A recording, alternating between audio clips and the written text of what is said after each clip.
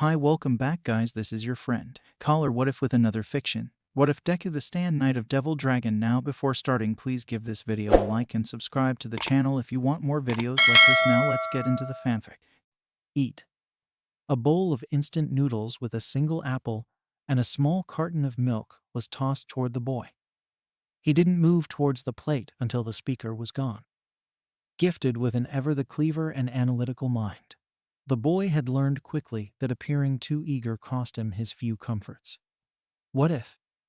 Life has always been a long chain of one what if after another.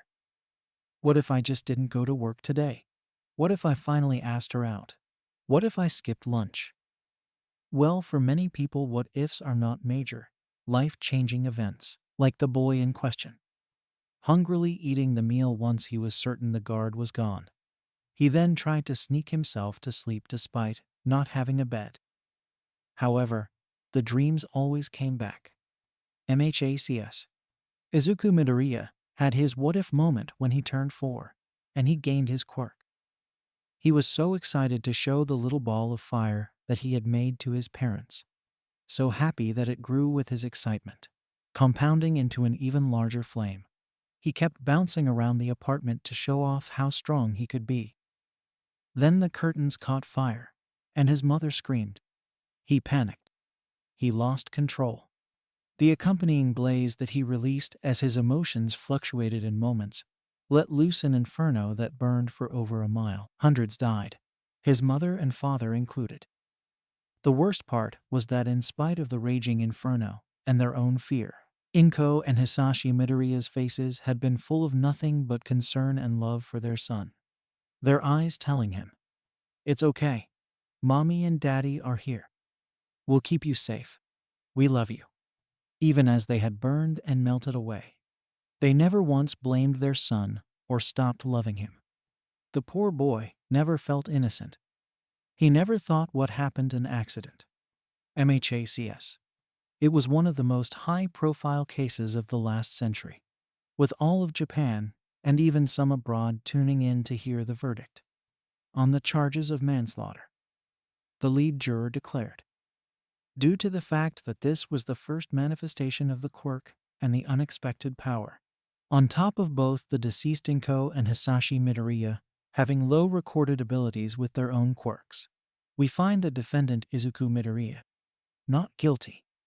Roars of mass outrage and hatred filled the courtroom, from civilians, reporters, and several lower-ranked heroes and their sidekicks, many of whom lost family, friends, homes, and livelihoods from Izuku's outburst.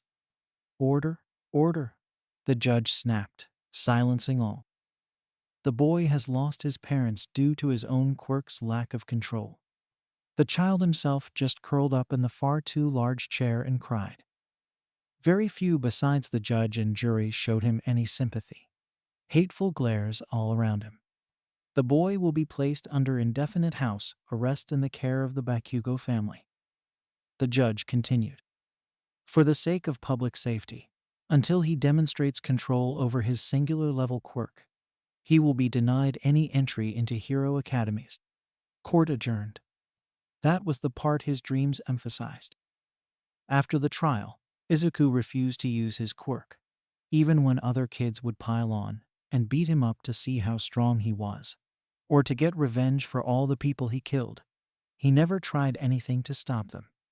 His best friend, Katsuki Bakugo, had been there to stop them most of the time, simply because it's pointless to see how strong someone who won't fight back is. When Izuku was 8 years old, he was kidnapped while out shopping with his aunt Mitsuki. Katsuki had stayed home with his father Masaru because he was running a fever, something Izuku never had to worry about. A side effect of his powerful quirk meant his body always ran at a heated 50 Celsius, which is enough to kill most bacteria, and any that do stay can't reproduce in his body, meaning he never got ill. Mitsuki's back had been turned for just a moment when Izuku was suddenly lured away from her and pulled into a dark corner. Next, he found himself in the facility, countless people glaring at him with hatred and scorn. After a savage beating from all of them, Izuku was thrown into his cage, which is where he had now been for the past 2 years. The only thing he had to accompany him was a small TV. It was always the same program that matched many of his dreams. For some reason, if he saw this, it didn't hurt so much. The program would flash to various images of happy families or workers, each going from one to the next by burning transitions accompanied by screams, melting, and bubbling sounds. Each person was someone his quirk had incinerated when it woke, destroying a good part of Mustafu City. And most of them were connected to someone in the facility holding him. The workers made no effort to hide their hatred for the boy and the delight they felt whenever their experiments made him scream and cry. Electrical shocks, drowning, freezing, and so many surgeries and injections. At 9 years old, Izuku had experienced far too many surgeries for any normal human being to endure. And whenever those were done, there had come the beatings and the insults. The worst parts were when Izuku was stripped of all his tattered clothes and thrown into a black hollow pit. A growling noise was all he heard before a large muscular thing pounced on him. It was the most violating and repulsive experience ever, and Izuku knew he would never be pure again. Not that he felt like it to begin with. The experiments had also caused Izuku's quirk to evolve into its true state. As it turned out, the destructive fire was only the pre-birth of what his quirk truly was. Emerald scales now adorned his cheeks, arms, back, and hands, which ended in claws. Horns protruded from his fluffy viridian hair, which had become matted from his harsh living conditions, and his pupils had become reptilian slits, while his teeth had become sharp fangs. The people holding him coldly noted that he looked every bit the monster he truly was. His quirk, originally addressed as Firestarter, and now been renamed to its identity, Dragon Force. The people of the facility had also infused another quirk into him, transmutation, which allowed him to transmute any form of matter he could touch, be it solid, liquid, gas, or plasma. The odd bit was, unlike other forced additional quirks, Izuku's quirk factor embraced transmutation with no side effect. Still, his quirk awakening to its true state, and the addition of another quirk meant little to the boy. He was a monster, and that was all he'd ever truly be. He didn't blame the facility for what they did to him. He just wished they'd get it over with and kill him, but apparently they had plans. MHACS. As he tried to sleep on the cold, unforgiving ground, his quirk being the only thing keeping him warm, an explosion suddenly alerted him, followed by mass screaming as the people of the facility were violently torn apart by some unknown force. Then, his heightened senses alerted him to the source of the force, and it made him shiver. It was power. Pure, unadulterated power, matched only by the fury accompanying it. Please, Sensei. We did this to help Irk. One of the facility members was slammed into Izuku's cage by a tall, well-built man in a black suit, his face obscured by shadows, with the only thing showing being his hate-filled red eyes. "You don't get to talk," the facility member screamed as the man ripped out his vocal cords, as if he was pulling a weed from a garden. Blood splattered everywhere, yet none of it managed to get on the man's suit. As the facility member gagged, the man formed a ball of compressed air and shoved it down his throat. Izuku could only watch in horror and disturbed fascination as the man swelled like a balloon before exploding, sending body parts, organs, and viscera everywhere, as the man soon touched the bars to Izuku's cage, which heated up before melting into slag as the man turned over his shoulder briefly. "Tamura, kill the men and make them suffer for as long as possible. The women and whoever else survives you can send to the doctor, or that brothel house that we own. Figures that place should get some business." "With pleasure," a raspy young man's voice said as fingers were heard cracking in anticipation. What followed was more agonizing screams and pathetic begs for mercy as the man approached Izuku, who cowered into the corner of his cell, believing that the Reaper had finally come to pay his due. The man's face changed from furious and hate-filled to remorseful as he slowly knelt to the shivering boy, holding out his hand to him. "My boy, my sweet grandson, what have they done to you?" Meanwhile, in Mustafu, 10-year-old Katsuki Bakugu was having a life crisis. Ever since his quirk, Explosion, had awakened, the boy had known he would be a great hero. The most powerful and popular of all time. The entire world agreed with him, reminding him of his brilliant mind and natural fighting ability. And then Izuku. Yeah, then Izuku had gotten his quirk and destroyed a third of their city, including his own parents, on accident. That had been a wake-up call for Katsuki. That day he had learned that there were those even stronger than him and some pros at birth.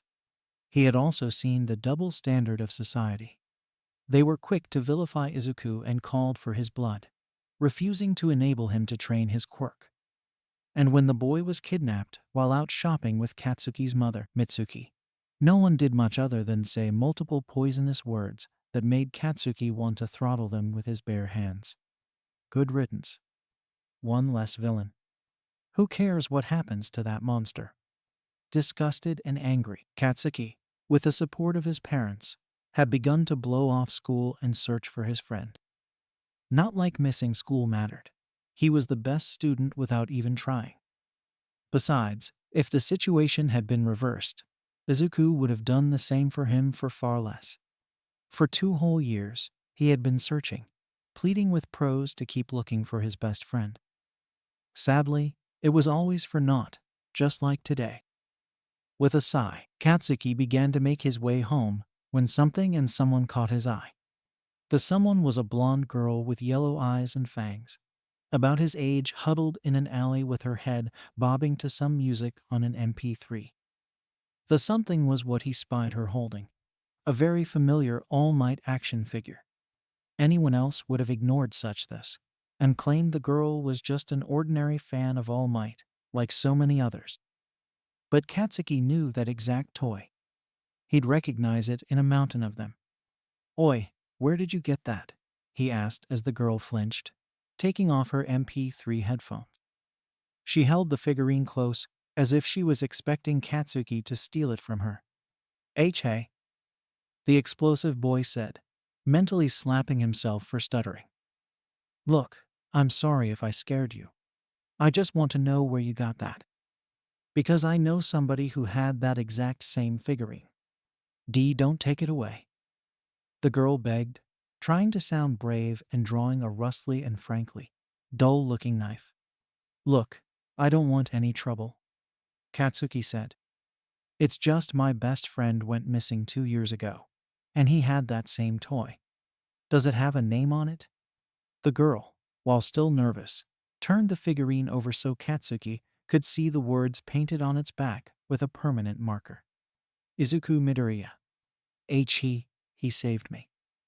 The girl whimpered, tears in her eyes. Much to her surprise, Katsuki pulled her into a tight hug. He would refuse to admit it, but he was crying at that moment. This girl had just helped him find the means of saving his friend. Quickly calling 110, the police almost immediately picked up. "Hey, fuck-ups. Ya wanna upstage the heroes for once?" An hour later, the police made an announcement. They knew where Izuku Midoriya and several other missing children were or had been being held. All Might and all the top 10 heroes quickly banded together to charge the site. But when they got there, they found several children, most of whom were in relatively safe accommodations. But everything else was destroyed, bloodied, or decayed. And there was no sign of Izuku Midoriya. Don't sugarcoat it, Yujiko. How badly did they treat him? In the next room over, the young boy had an oxygen mask, bandages, and tubes coming out of nearly every part of his body, pumping him the necessary medicine and nutrients or removing waste from his body, while he got the sleep he had been deprived for years. "It's a pretty long list, old friend," the longevity-blessed doctor answered as he scanned over the documents. "It'd be easier if I mentioned what they didn't do to him. I don't think even Shigaraki would stomach this. And that boy has quite a few issues, idiots, these fools." No sooner had he said this had the documents been snatched out of his hand by the room's other occupant, who made sure to keep his pinkies up until he finished reading. his body shaking in rage. "Motherfuckers," a pale-skinned young man of 15 years old snarled, decaying them in his hands. "Thank God I made them suffer. But I should have done more. It was what they deserved. Patience, my boy, patience," the tall man said to his protege as his doctor angrily ranted and raved about how the scientists at the facility had let their emotion cloud their minds and ignored what he had taught them about his quirk singularity theory.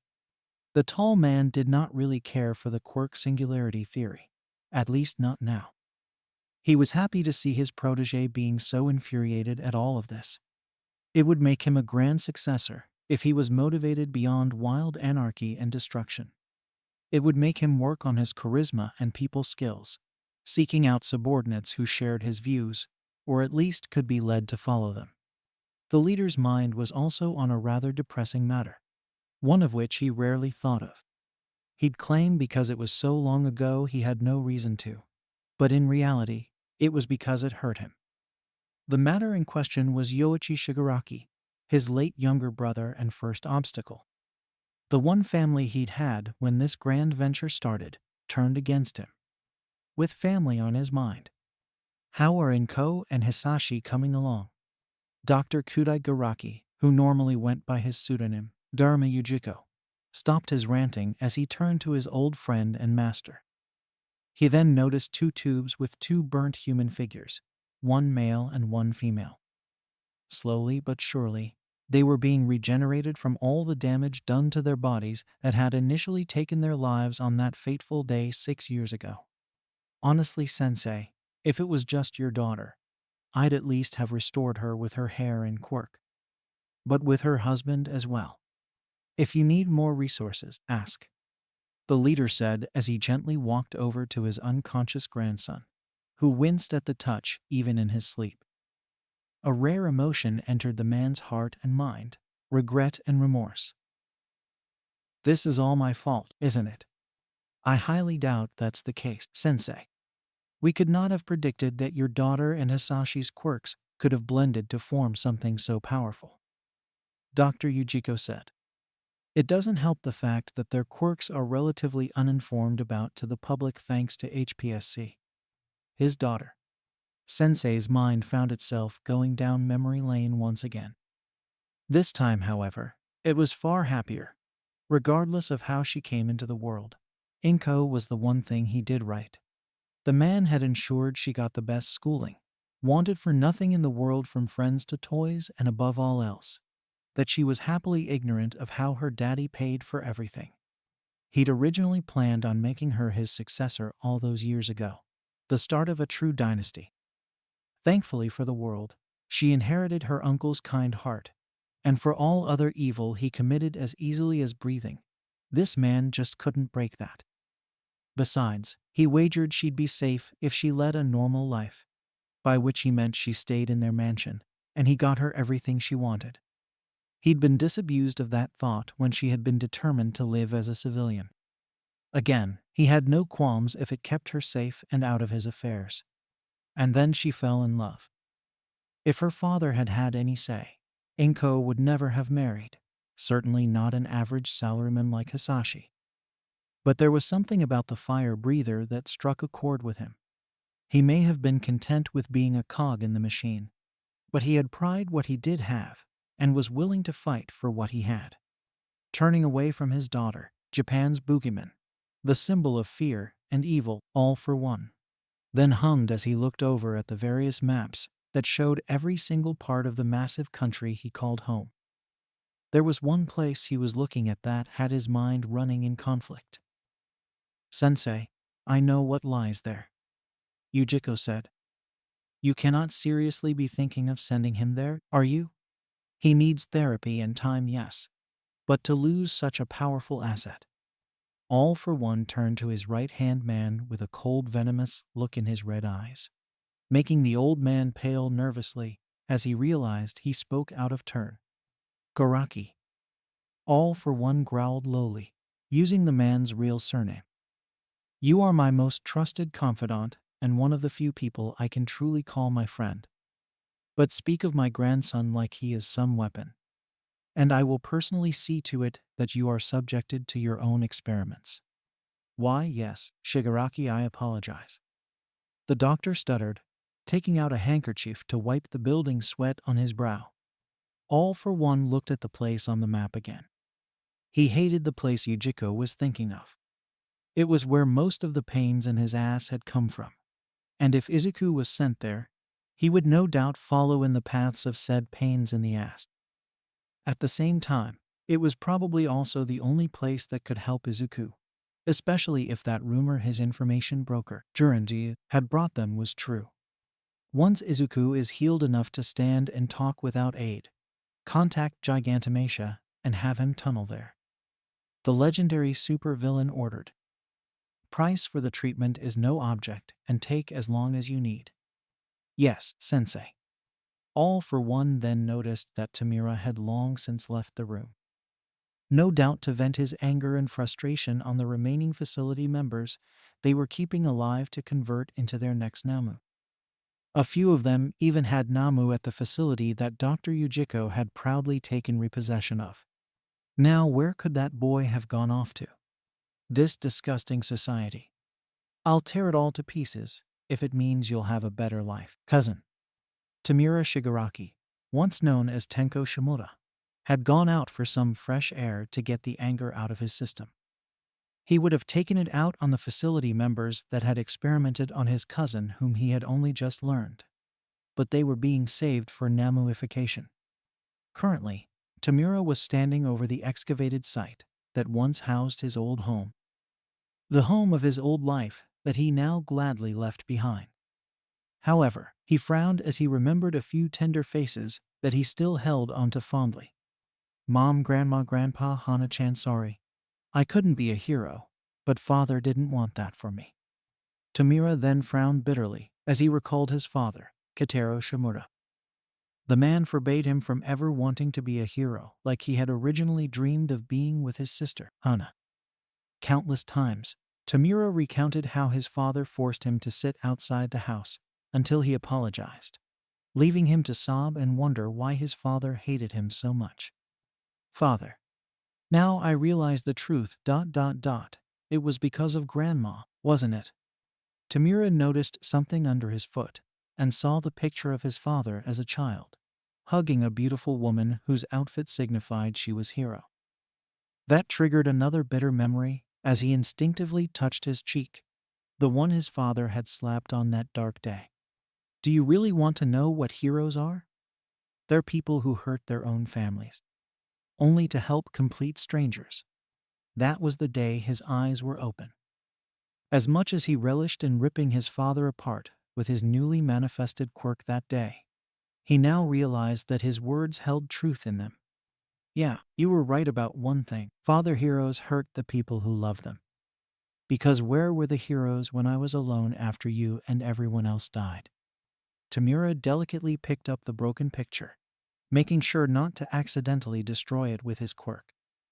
Frowning in dissatisfaction, he tore it in half, separating the child from the mother in it before crumbling both in his hands and letting his quirk do the rest. Grandma, don't worry, I hate you too. A portal then opened, his master stepping out. The man who had saved him when nobody else would. Tamura, you really should let me know when you leave. The boy ignored then.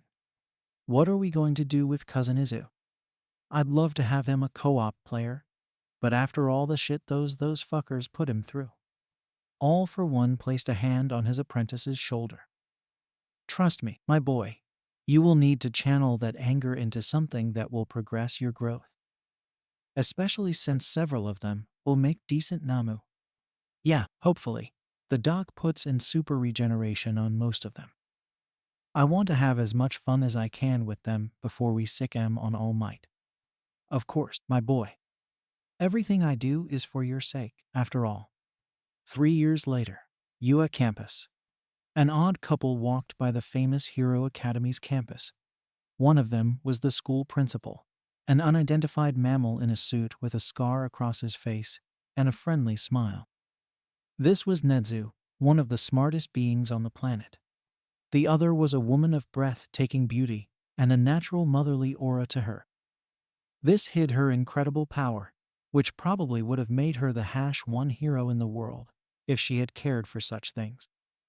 This was Momoko Usuki, the motherly hero and Nezu's wife. This is where it'll be. Nezu beamed.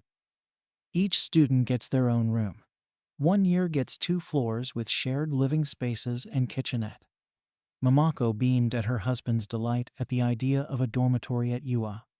It would save students time and give them a space of their own while they trained to become saviors of the world. However, it was incredibly hard to convince parents to let their children move in, a notion Momoko understood all too well with her own son. Speaking of said son, he was currently sleeping after a rougher day at school and kendo training. Nezu suddenly tensed, his wife following in suit. "You want high or low?" she asked. "Low," Nezu mused. It's amusing to pull off the David and Goliath and badass adorable bits. Momko giggled as they turned around and made their way to what had gotten their attention, but for different reasons. For Nezu, it was animal instincts telling him someone had approached his territory. For Momoko, it was because she had felt something else. What they found broke their hearts. A green-haired, freckled boy, unconscious on the floor, with a briefcase next to him. They knew who it was. The so-called firestarter, Izuku Midoriya. The so-called monstrous brat so many were glad vanished. But to them, he was a scared little boy with great power, and no one to teach him how to use it, like a disturbing amount of youth in the world. And the sight was even more heartbreaking. He looked like he had been put through all 9 circles of hell and then dragged through them backward. He had changed as well, dragon scales decorating parts of his body, including his cheeks, arms, and hands, the latter of which ended in smooth claws. With tears in her eyes, Momoko quickly and gently picked the boy up as Nezu used a bobby pin he kept on him to pick the lock of the suitcase. Its contents included at least 2 fortunes, paperwork to enroll the boy, and a recorded message. "Keep him safe and happy. Show those fools he and those like him have potential dwarfing that of your precious symbol of peace. If needed, more money will come into your possession." Nezu would have ignored this under other circumstances. He knew who was doing this and had an inkling as to why. He had researched the Midoriya family, and along with Toshinori Yagi, the secret identity of Japan's #1 hero, All Might, had uncovered a dark truth about them. But the genius of his mind, along with some spitefulness of the current hero society and the committee, saw the merits of this ... including that it gave him the excuse he needed to set up a dormitory. "Darling, put the boy to bed, and then call. You know who. Tell them I'm implementing sanctuary whether the committee likes it or not, and a dorm will be up in 2 days." It was a usual morning at the Bakugo household. Loud. What? And full of cursing. For once, however, it was not the son's fault. "Damn fucking right, we'll be right there." 14-year-old Katsuki groaned and tried to cover his head with his pillow as he heard his mother call his father and scramble to get ready. Maybe he could fake being exhausted and get out of whatever shit he was in. "You'd think I'd be used to it by now." A fair voice groaned. Katsuki's burgundy eyes widened when he realized he wasn't alone in his bed. With a roll of his eyes, he turned to see a certain blonde girl with yellow eyes and fangs smiling at him. "Morning, Kachin," she cooed, batting her eyes at him. "Haim, what the fuck are you doing in my room?" Katsuki growled. But if you looked past his pillow, you'd notice a smirk. "Missed you." The girl smiled, running a hand through his hair after laying back down beside him. "It gets lonely in that room, and I wanted to wish you a good morning on your last day of junior high." "Not like it matters. I finished that shit weeks ago," Katsuki smirked, rising up and getting out of bed. "Welp, no use hiding in here if you're here, the old hag'll notice." Himiko giggled as she sat up herself, showing she was only wearing a loose-fitting pink top and white panties with hearts on them. "Do you mind?" Katsuki asked. midway through taking off his shirt. "Nope," she beamed, loving the view. "Kami, you are such a pain in the ass." Katsuki sighed as he grabbed a new shirt. "That's not what you whispered last night." Himiko Togaku'd, making Katsuki smirk and grunt when she took a small bite of his shoulder. A little bit of blood filled her mouth. Spicy. In spite of it all, Katsuki simply smiled. While he had never found Izuku, the explosive blonde considered finding Himiko an unexpected blessing. While coverage of the lab was quickly pushed away in favor of the brutal massacre that had come from it, Himiko ended up making front-page news when she explained what had been going on and how she had come to be there. Her parents had sent her there to be fixed. Her quirk, transform, required blood, and whenever she went without it, her mental state would deteriorate. What to the public was a correctional facility was actually a front for training children with dangerous quirks to become either hired mercenaries or shoe-ins for certain hero sidekicks. The hoped goal that these sidekicks would provide funding and support down the line. Himiko's quirk had been fixed, but in a way that nobody could have fathomed. Her quirk had evolved due to the experiments she was put through. It had now been dubbed Blacklight, allowing her to manipulate her own biomass for a variety of feats, such as shapeshifting her body into weapons or other people so long as she had absorbed a bit of their DNA beforehand. She also revealed that she had been given a secondary quirk called Animorph, which allowed her to transform parts of or her entire body into any animal from the animal kingdom and harness their traits and abilities as well. She was going to be put through a rather strenuous ordeal to see if she could assimilate even more quirks into her body. Thankfully, she had been spared of that burden, thanks in part to the brave actions of a boy who snuck her out at the cost of his own freedom and regardless of the torture he would endure. Izuku Midoriya, who had also given her his one possession, an all-might action figure. While the press relayed most of her story, they were careful to avoid mentioning the Firestarter, instead claiming her savior was among the many dead at the site. Couldn't risk a villain looking more heroic. After all, Himiko's parents found themselves under arrest for child neglect and abuse, and their now former daughter, she refused to associate with them, was adopted into the Bakugo family. She still held a craving for blood, but it was now under manageable levels. Masaru had managed to strike up a deal with a blood bank that would allow Himiko to sample blood that was about to expire on a weekly basis. It wasn't the tastiest or most legal option, but it worked. Since then, Himiko had become determined to become a hero to honor the boy who rescued her as well as to stand by Katsuki, who she had fallen in love with as they had gotten to live with each other. "Katsuki!" Masaru shouted. This got the two blondes' attention. Mitsuki shouting, nothing new. But Masaru, aka the only sane person in the house. Did hell freeze over? If not, then whatever happened, what's serious? Whatever they said I didn't do shit. Katsuki snapped on Rilfex, but he went ignored. They found Izuku. No sooner had he said this, the man found his son, and the girl they had taken in at the door, already dressed and ready. Take me to him now. Mitsuki and Masaru hurried. They knew their son well enough to know that when he was like this, it meant he was at his most dangerous, if he was not given exactly what he requested. Unless Himiko was there to calm him down. A half-hour later, the Bakugo family found themselves in the presence of UO Principal Nedzu's family, where they were greeted by a familiar face. A freckled, green-eyed, green-haired boy. A boy who had been on their minds ever he had since been kidnapped all those years ago. However, he looked different from the last time they saw him.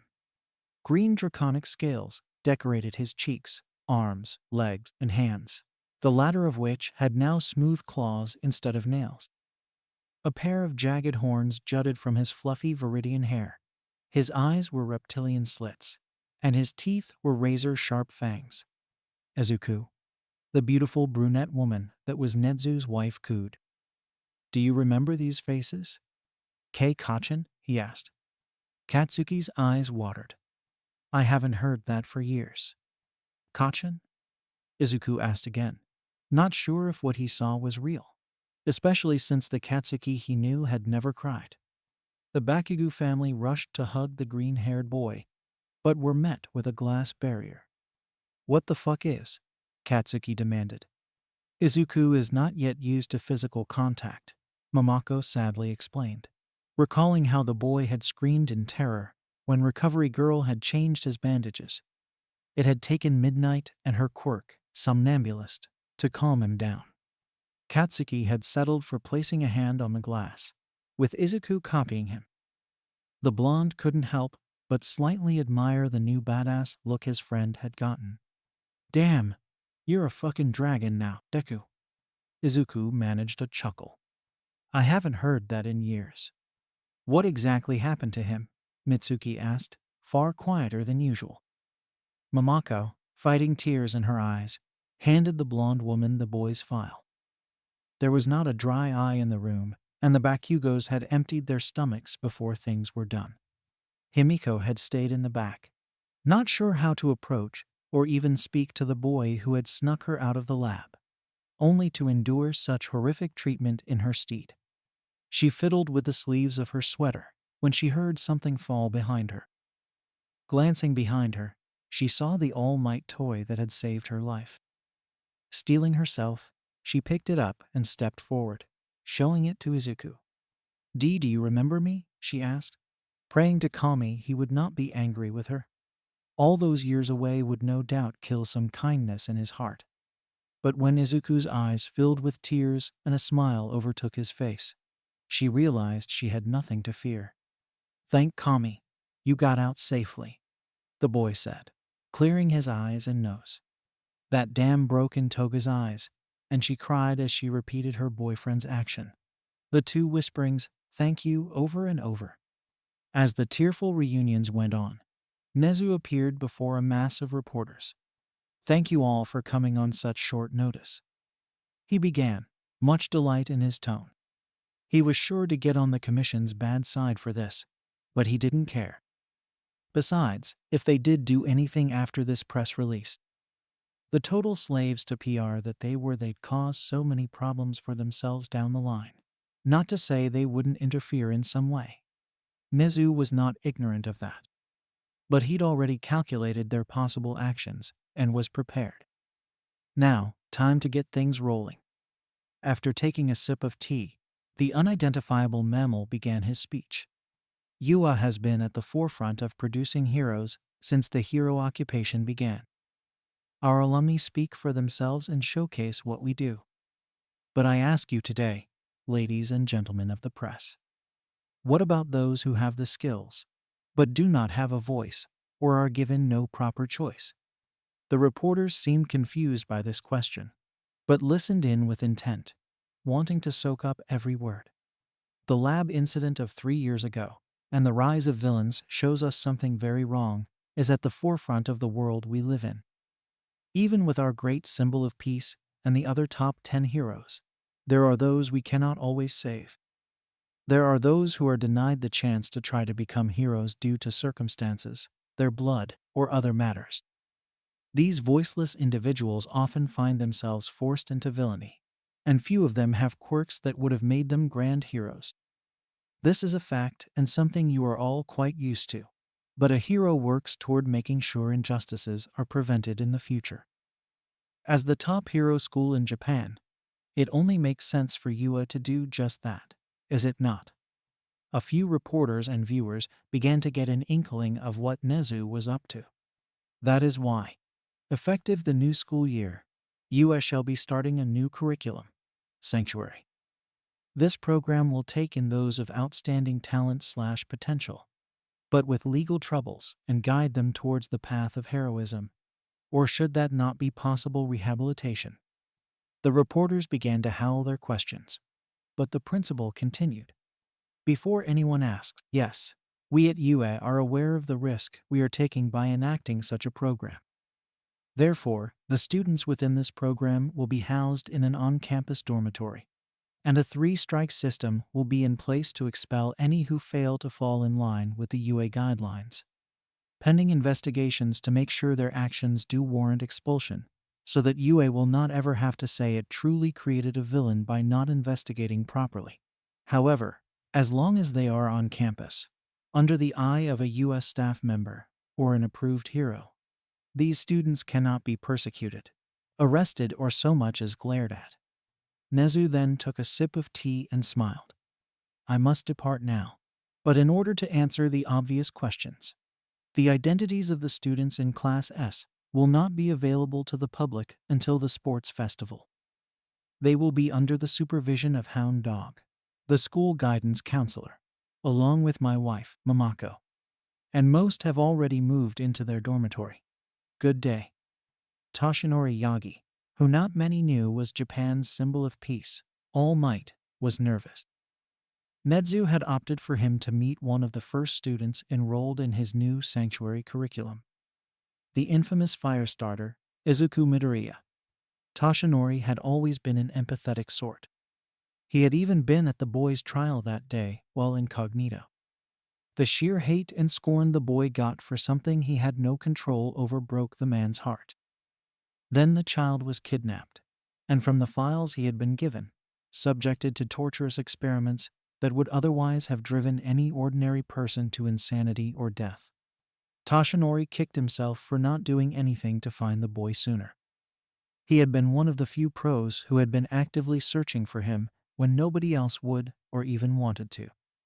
He honestly was surprised when All for One, the very man who took away his beloved mentor and mother figure, was the one to save the boy from eternal suffering, as he turned out to be his grandson, considering he and Nezu had done extensive investigation on the Midoriya family. Honestly, seeing that the monster that haunts his dreams genuinely cared for his grandson so much, a tiny part of Toshinori felt slightly bad for caving his face in on that fateful day. However, the bad he had done greatly outweighed the good. But that was then. Today, it was the here and now, and Toshinori was about to come face to face with the boy he should have done everything in his power to keep safe from the abuse and torture he had to endure for 2 whole years. Izuku, my boy, you'll be excited to know who wants to meet you, Nezu said as he and his wife led Izuku into the teacher's lounge. The draconic boy was looking greatly nervous before seeing the blonde hero before him. Might. In the flesh, young Midoriya, All Might shouted bombastically, then demurely spoke. May we speak together? I hope that wasn't too loud. Izuku was gaping like a fish, as the man he idolized above all else was right in front of him. Mamako giggled at just how adorable the boy was acting right now, while Nezu chuckled. You see, Izuku, All Might wishes to talk to you. He insisted that he be allowed to. Still in a shocked state, Izuku nodded and took a seat while the symbol of peace followed in suit. Young Midoriya, I'd first like to apologize for not doing enough to find you. You suffered so much in those 2 years, and you had to be rescued by a notorious villain when all of us seasoned pros were unable to. All Might said with remorse as he bowed his head. I also want to know that, yes, I do know that the villain who saved you is your grandfather, and I would like to further apologize for the fact that I killed him. It's okay, I never really knew him. Anyway, Izuku said. I didn't even know he was the one who healed me until Nezu-sensei told me.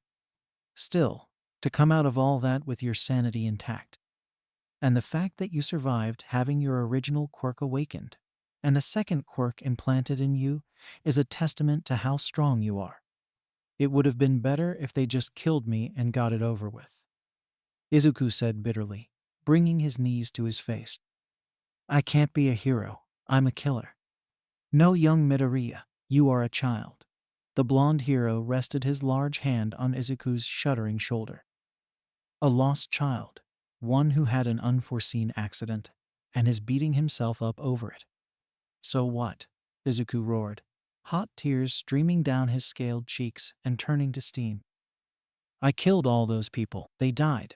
My neighbors? Dead. The nice man at the corner store down the block that had discounted ice cream in the summer. Dead. The family of cats that lived in the park. Dead. My parents. Dead. I did that. Me. I'm a monster. I deserved everything they did to me. Oh, Izuku. Momoko whispered, covering her mouth with tears in her eyes as All Might and Nezu solemnly listened to Izuku's rant. I should beat myself up over it. I don't deserve to be a hero. Izuku screamed, flames, lightning, and ice surging from his body. I lost control and people died because of it. Just like you are doing now. Izuku blinked and noticed the elements around him. He hiccuped as he forced them to die down. I'm sorry, I can't.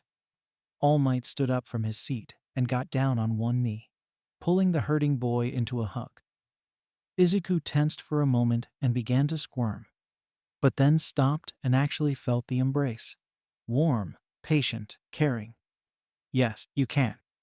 Young Midoriya, I believe that you can become a hero. You just need someone to help guide you. If you would like, I could be that someone. Me too, Momoko spoke, Izuku separating from All Might as she pulled him into a hug as well. As will I, Nezu added. That is why Sanctuary has been made. To help you and all those like you who have had nobody to turn to. People with quirks they can't control. People who were rejected by society for situations they had no say in, and people who have been judged for their connections. We are here to provide a sanctuary for you all to heal and nurture as well as support each other. Why me though? Izuku rubbed his nose. Why should I get a second chance? It's not a second chance, All Might shook his head. You never even got the first chance, so please, let us help you. Your friend, Katsuki, he looked for you. He never stopped looking for you.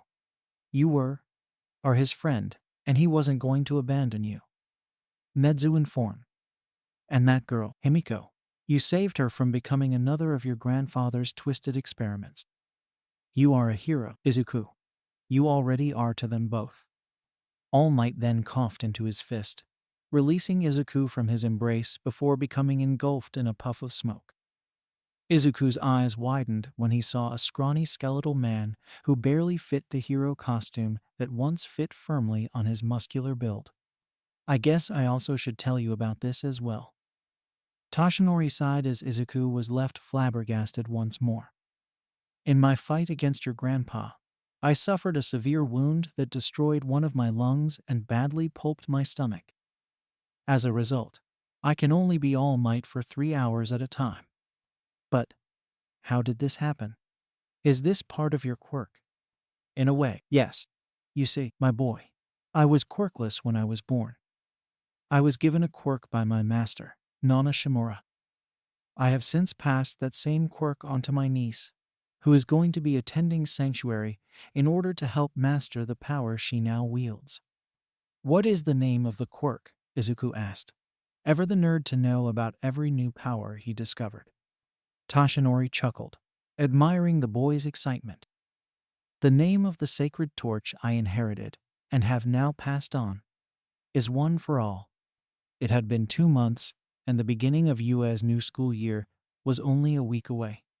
During that time, thanks to the care of Nezu, Momoko, their son Masato, All Might, and the rest of the UA staff, Izuku had slowly been improving. He still tensed when it came to physical touch, but was now well and healthy enough to move into his dorm. It was currently very bare, a bed and desk. However, Mitsuki and Masaru would be dropping off several boxes of his possessions later. Most of them newly purchased, and a few things salvaged from the destruction of his quirk's awakening. The one thing the boy truly wanted was the framed picture of him and his parents. It was slightly burnt, but their image was still there. That didn't mean, however, that he would turn down the All Might calendar, comics, posters, and other memorabilia that Katsuki had bought for him over the years to treat him when he had been found. The boy seemed uncertain of everything happening. Did he really belong at UA after everything? He had missed elementary and junior high for crying out loud. And yet, he performed greatly on the tests Nezu gave him. A knock came at his door and pulled him out of his thoughts. Hello? Izuku asked. Izu, it's me, Himiko said from the other side. Mamako-sensei wants us to all meet in the kitchen. Izuku took a deep breath and followed the blonde girl, both holding the All Might toy. Himiko was also enrolled in Nedzu's sanctuary program, along with Izuku and 22 other kids, Masato being one of them. This is a pretty big class. Don't most of the classes only have 20 students each? Izuku asked. These are the ones the HPSC deems worthy, explained Ryo Inui Ake, the Hound Hero, Hound Dog, who was not only the guidance counselor of UA, but also a licensed therapist and one of the two main teachers of Sanctuary along with Mamako. The only problem is, the committee is clearly betting on you kids not making it through the semester. Understandable, sighed a beautiful girl with long golden blonde hair, baby blue eyes, and glasses. This was Melissa Shield, daughter of renowned scientist David Shield, and the honorary niece of All Might, as well as his chosen successor to hold one for all, as he had explained to Izuku back then. My boy, I must inform you my niece, Melissa, will be in the sanctuary program with you and young Himiko. She is my chosen successor, and the reason she's in the program is to make sure she can safely cultivate the power as well as be protected from your grandfather's spies. All right, we're all here. So, what else do we do now? Asked a young girl with pale skin, blonde hair, red eyes, and exceptionally large breasts. Mamako stepped forward before an answer could be given and took out a stick. This is the talking stick. Only the person holding it can speak. We're going to go around the room and say who we are. If you're comfortable enough, you can share your quirk and the reason you are in this class. She then turned around and tossed the stick into the air. As if fate was taunting him, it landed right in Izuku's hand, and he felt all eyes land on him. All-mage hello, he mustered. My name is Izuku Midoriya. The collective eyes all widen. The only ones not reacting this way were Masato, Himiko, and Melissa, since they already knew. Wait. You're the Mustafu Firestarter? Asked a Dominican girl with tan skin, purplish-brown/brownish purple short hair that was styled in a pixie cut, and hazel eyes. Funny, I was expecting you to be. Another girl, this one with pink twin tails, started. Taller. A red-headed girl with horns mused. Insane. A short albino boy followed. Everyone had the same image in their minds. A cackling fire-wielding pyromaniac. But you're a cute dragon boy instead. Kinda like a gendibant dragon newt from Monster Girl Encyclopedia. Pointed out a girl with brown tanuki-like fur, blue hair, and a tail. Izuku hung his head and covered his face with his hands, hiding a blush before realizing. None of them hated him. They were just shocked, especially one. And no. A person with light purple-pink hair in a long black dress said, leaping toward Izuku, Please don't cry. I don't like it. We didn't mean anything mean, and I don't know how to deal with friends in pain. Friends? Izuku asked. Well, yeah. A girl with green, purple, and brown hair as well as elf-like ears said. Kids like us got to stick together. Himiko put her hand on the stick. He saved me from the same lab, she said. Stayed behind and she couldn't bear to say it. She still couldn't believe how cruel those scientists were to him. All I see is a true man. The single tallest boy Izuku had ever seen said, a smile cracking on his face. Izuku blushed at the praise as he found the courage to continue. My main quirk is Dragon Force. I can generate, manipulate, and even eat the elements like fire, water, earth, air, etc. I was also given the quirk, Transmutation, which lets me manipulate any form of non-living matter with a touch. Sensational, 2 quirks, said a peppy girl with freckles and auburn hair with a pink bow in her hair before stopping herself. Oh, I'm sorry. I don't think it was a pleasant experience getting a second quirk against your will. No, it's okay. It's actually worked really well with me. Izuku reassured. Ever since I was little, I wanted to be like All Might. But now, you can and will. Hound dog cut in. We'll see to that. Himiko took her turn next. I'm Himiko Bakugu, formerly Toga. My main quirk is Blacklight.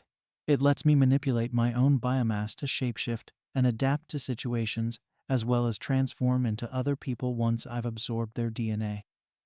I also have Animorphy, which lets me transform into animals and use their abilities. I have a boyfriend who'll start here next week, and who happens to be the one person who kept looking for Izuku through and through. She then tossed the stick, which was caught by the person who had tried to comfort Izuku. Hello, my name is C. Krona Gorgon. From their back burst a muscular black humanoid with an X on its face, and in its eyes where pupils should have been. And I'm Ragnarok, the newcomer announced, startling many. The fuck is that thing? The tall boy cursed. Language, Momoko scolded, raising a finger. This is. Krona started before Ragnarok held their head in place and started pulling on their cheek. They heard my name, dumbass. If all you're going to do is stutter, just shut up and let me do the talking, as the MILF said.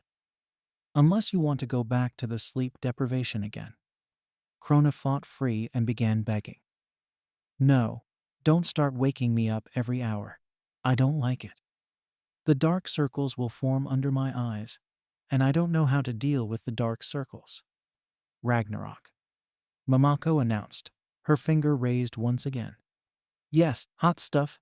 The creature grinned perversely. Bad. All Momoko did was move her finger, as if she was lecturing a misbehaving child. But no sooner had the word left her mouth, Ragnarok collapsed back into Krona's back, letting out an almost comedic wail of agony as he did so. Everyone tensed in shock at that display of power, all eternally grateful this woman was such a sweetheart and cared for them, and already declaring to never, under any circumstances, fight her if they became villains. Are you all right, Krona? Momoko asked. Her main concern is the child she now stood next to. Why, yes, thank you, Mrs. Usuki. Krona whimpered before returning to their introduction. Well, Ragnarok is part of my quirk, black blood. I can harden my blood, create weapons from it, and detect evil in people. Ragnarok can also shapeshift and help me fight. He can even turn into a sword. Izuku's eyes widened. Amazing. You could probably heal people and repair equipment. Oh, sorry. See, can you continue after this? Krona asked with a dash of pink on their cheeks. I actually would like to hear more of that.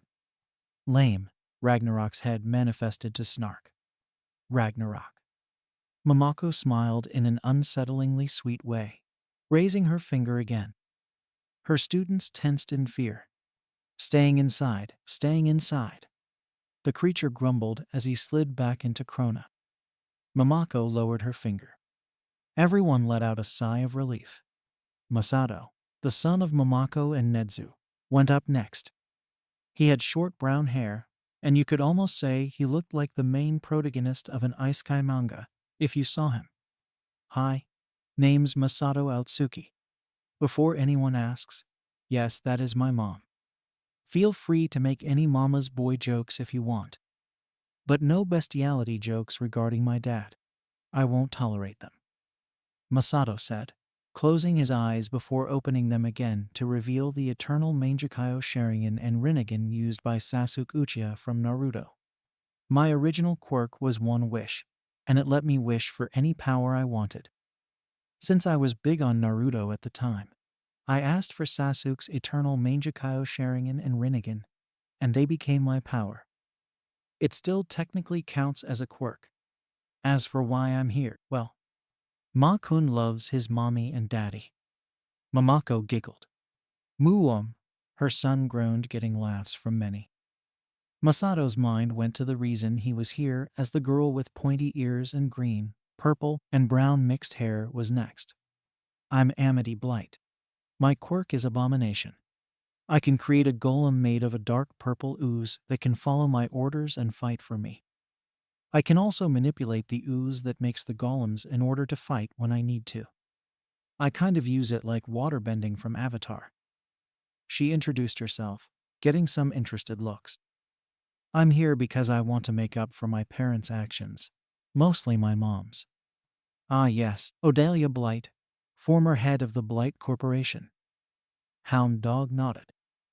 Your father was a Lador, a well-respected scientist who also happened to be invested too much in his work. Yeah, Dad was honestly the lesser of two evils compared to my mom, Amity said awkwardly. I got my quirk from him. And I'm Luz Nosda, the Dominican girl said as she hugged Amity. Amity's awesome girlfriend and my quirk is wild magic.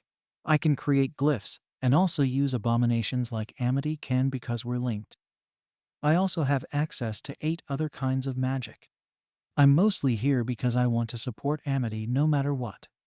You're both from America, right? Himiko asked as Luz and Amity nodded. Connecticut, to be precise. I got to say, both of your Japanese are phenomenal. Himiko gushed as she turned to Amity.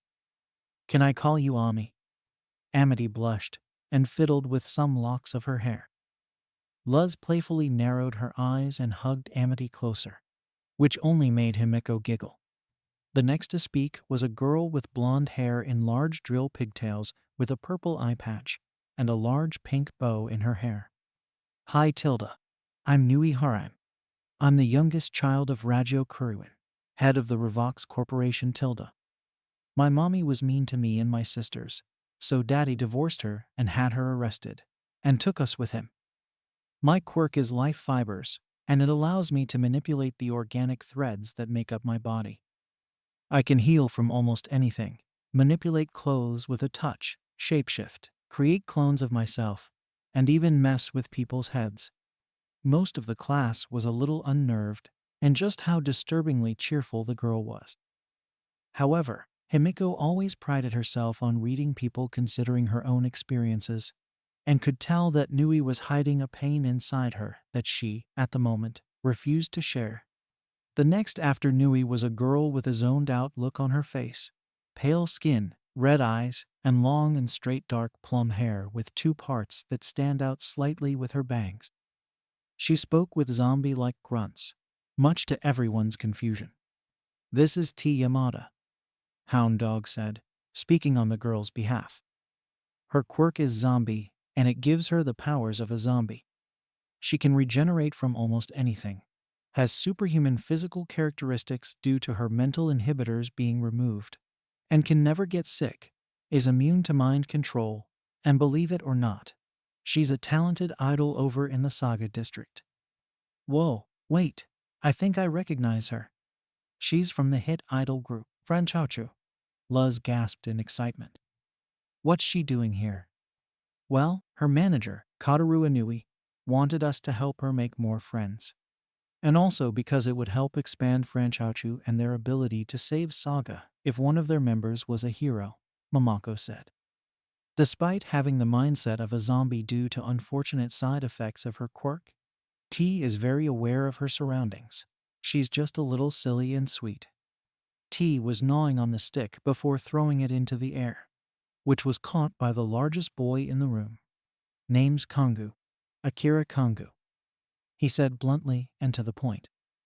I like pudding, my little sister, and a damn good fight. I want to remind the nation what a real man is. Strong, dependent, determined, and not afraid to show he cares. I'm here on recommendation from the rabbit hero. Maruko, my quirk is called Kongu Genes, which is shared amongst my family. It basically allows me to harden my body and also grow bigger and stronger depending on the strength of my emotions. The redhead with horns went next. Lucy. Just Lucy. My quirk is Vector Arms. Pray you never see me use it. Like Izuku and Toga, I spent most of my life in a lab. Ectoplasm has vouched for me, but I feel I should warn you all. I do not hold back and hate people. Scary. Most of the others thought with a shudder. A girl with pink skin, magenta hair and pigtails, and black marks over her eyes resembling running mascara went next. Hei tilde. I'm Spinel Rokushiki. I was born in the Gem Settlement, a place where folks with earth or mineral-based quirks live. I can stretch myself like rubber, shapeshift into anything I want, enlarge parts of my body, do all sorts of wacky things. She then became rather awkward. I may have also unintentionally destroyed part of the landscape where we lived, throwing a tantrum. The short albino followed. I am known as Shokusake. I am a former member of the White Clad before I was saved by my brother. Eyes widened. The White Clad was a group fire quirk users who wished to transform the world into a second sun. While most of them were scattered to the winds now, many feared they could return, especially since their leader was never caught. My quirk is called Severed Universe. Sho continued. In the simplest terms, I can cool my body and the area around me to such a degree that I can skip forward in time. However, through training, I have learned to harness the fire powers of my brother and his friends. I wish to become a hero to make amends for the many actions I did under the White Clad. One boy, who had remained quiet the whole time, and was over a similar complex to Sho, albeit much taller, and with what looked like half of a helmet on his head, went next. My name is Ulkira Cipher. I was created in the same lab that held Izuku and Himiko. At least that's what I've been told. I do not yet see any point in saying any more than that. Next was the girl with pink twin tails. Hi there, I'm Yuno Gasai, and I can make the future happen. My quirk, Future Diary, lets me make anything I write about me within a few minutes come to reality. But only when I'm directly involved, and I can't force people to act how I might like. I'm here because, well, I might have been a little overprotective of my Yuki. Lucy and Toga felt a kinship with his girl already. Next was the girl with pale skin, red eyes, and blonde hair, and the big titties. I'm Sira's Victoria at your service. I'm the apprentice of the terror hero, Alucard. He actually helped awaken my quirk when I thought I didn't have one. The girl said with a salute. My quirk is vampire, and well, I basically have all the powers of a vampire. Himiko Toga felt a kindred spirit with Sira's. The next one to go was a girl with bright blue eyes, massive curly white hair, and pink skin with a prehensile tail. I don't exactly have a name. Just call me Android 21 or just 21 for short. She introduced. My quirk is Magin. It lets me fly, shoot energy beams, turn people into sweets, and I can even temporarily copy other people's techniques just by seeing them. I'm here because I also was made in a lab along with Saifi, so we stick together. 21 emphasized by hugging Ulquira, who made no reaction to her affections, but didn't seem to exactly protest either. I'm Mikeru Kagemori. The Tanuki girl introduced herself next. My quirk is Tanuki, and I can shapeshift like a tanuki, enlarge my tail to act as a cushion, stretch my arms, and copy the traits of animals. I'm here with my girlfriend Nizuna because we were persecuted by people for our looks and powers. Hi, I'm Nizuna Hiwatashi. The girl next to Mikiru greeted. She was a pink and white furred kitsune girl.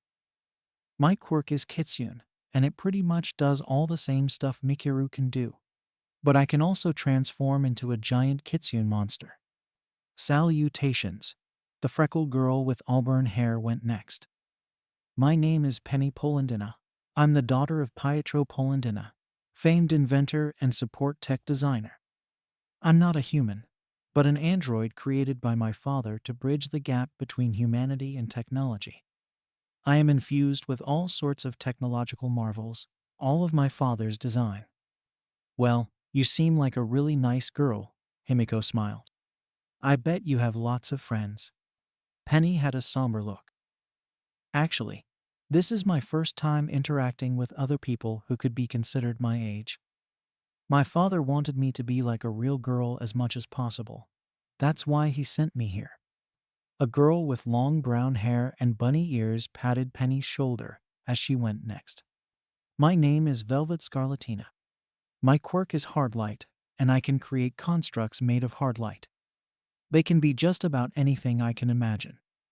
I also have a photographic memory that allows me to mimic other people's fighting styles and moves. I'm here because people have bullied me where I came from, and I want to get stronger not just for myself, but for someone who means a whole lot to me. Rormiya Karuta, said a girl with pink hair and a spacey expression. My quirk is Gashido Kiro, and it allows me to create skeleton bone parts like arms, legs, skulls, and more to fight with. When I die, I want to be reborn as a stuffed bun. She seems nice. A little bit weird, but nice. Most of the class thought. Next was a girl with hot pink hair in various ringlet curls and a rather proud demeanor to her. I'm Emi Isuzu, the niece of Fat Gum. My quirk is Fat Fold, and it allows me to contort and fold the fat in my body, allowing me to store all sorts of objects inside. I'm here on the recommendation of my uncle. So, you're actually fat? Ulquira asked rather bluntly as Emmy huffed before suddenly bloating up into a larger, rounder, and pudgier state, folding her arms across her bosom as she turned her nose up. Yes, I am obese, as you curs would say. But I happen to think I look beautiful no matter what I look like. There's nothing wrong with Elle looking like that, Izuku shyly stated as Emmy giggled, appreciating his words as she shrunk back to her slim state. I'm Melissa Shield, Melissa said, going next. I'm the daughter of renowned inventor David Shield, but I'm also the niece of All Might himself since he and my daddy were as close as brothers back in their day. My quirk is Battery, and it allows me to infuse energy into my body that gives me superhuman powers. Izuku, Himiko, and Masato all knew that the name of the quirk was Melissa's cover story for One for All. They just hoped the time would be right when they could trust their classmates with the truth. The last one to go was a girl with corpse gray skin, solid cyan eyes, and messy black hair and pigtails on the sides of her head. She had black vein-like markings around her arms and legs. I'm Hana Shimura. My grandmother was a famous hero back in the old days. I was from the same lab as Izuku, Himiko, Ulquira, and 21. I was infused with thousands of different quirks, all with their own strengths and weaknesses. I can only use up to 5 quirks at a time or else I'll damage my body. But I can regenerate from anything regardless. My daddy hated heroes, and he would hurt me and my brother for wanting to be like them. Then my brother's quirk awoke and killed us all. I was brought back, but honestly, I wish I was still dead. Izuku immediately felt a kinship with Hana and wanted to comfort her. However, at the same time, there was something familiar about her. Hana-chan. Hound Dog said firmly as he placed a hand on her shoulder. You shouldn't let those thoughts get you down. You're among people you can trust. Okay? The girl said softly, a look of heartbreak on her face as Izuku couldn't help but feel like there was more to her story. Despite a few somber notes here and there, by the end of the night, most of the sanctuary students were on speaking terms with each other. Izuku gave ideas for how to use their quirks, which they showed off, and all the while, they acted like normal teenagers for once. If only things remained that easy. Evil in an age of dark gray. On an island not too far from Japan, a private jet landed. From the jet emerged a tall woman with a pale complexion and a form many would kill for, wearing clothes that screamed the bottom of my socks are worth more than you'll ever make. Her standout features aside from her cruel smirk were what appeared to be rainbows in her hair. Stepping off her jet, inwardly remarking it was smaller than what she was used to, she entered a small home where she saw several of her colleagues waiting and sitting around a table, each with a box in front of them. My dearest host, the woman beamed. I have brought for you an exquisite new suit, and one for your beloved Makia as well. You're late, Rajo. The leader cut her off, his back turned to all. Take a seat. The woman humphed and did so, allowing the leader to take his own seat at the head of the table. Cassandra, he began. In its origin language of Greek, it meant man's defender, a warrior. As man grew and evolved, it took on another meaning, predicting but not being believed. We are all Cassandras. We saw the coming disaster coming, but were paid no mind or fought against. What help we did get was limited, and a few of us even lost sight of our goals until we came together. The leader briefly showed a flash of light blue from underneath his hooded robes as he spoke. The time has come for us to do what must be done. No more lurking behind the scenes. For 10 years, we have worked together to find the perfect stratagem. One is to ensure that singularity is not only prevented, but the world will see us for the saviors we are meant to be. Open the boxes in front of you. Each of his comrades did so, finding inside a ring with an animal on it. These rings shall be the symbol of our alliance. By wearing them, we are protected. But, the leader added, break our trust or fail beyond forgiveness. Pop them open to find my final gift. A silkworm? Raggio asked, undignified and haughty, after she popped open his ring to see a pill inside. Poison, a quirk destroyer, she wasn't sure. Am I not deserving of a better animal, dear host? I did help pay for a great deal of our resources. Miss Kuriwin, the man across from her, the current head of the Japanese HPSC, held up his ring. I have a tiger. I will gladly exchange it with you. Ah, yes, Raggio beamed. I shall be the mighty tiger of Japan. Beautiful, powerful, fearsome. Take what you want. The tallest member, a muscular man with devil horns in his hair, wearing a dragon ring, growled. And by all means, treat our host with the same respect you gave to that fool of a man you married. Go ahead, Raggio. A woman with green hair in a white and blue suit with safari boots smirked, delighted at the potential bloodbath she would soon see along with her baboon ring. Take it. I dare you. Raggio glared at the two upstarts before a chuckle filled the room. Now, take she, Odelia. The leader said, ceasing the argument as he rose. Let's not fight. We're a team, after all. And Raggio has been of immeasurable aid in our goals. Just like you too. And of course, my dear Makia. The boy who had stayed by the host's side adopted a proud smirk, whose forward thinking and initiative not only damaged America's hero and political system when he butchered their president, but also moved forward stars and stripes to a level of public notice that has people looking into our beliefs, and even creating some followers for us. The leader then produced a staff and swung it, slicing Makia's throat open and then slicing the boy's eyes out before kicking him to the ground as he bled out. But do not mistake fondness for value. You late, child-raping pedophilic diva cum-stained cunt.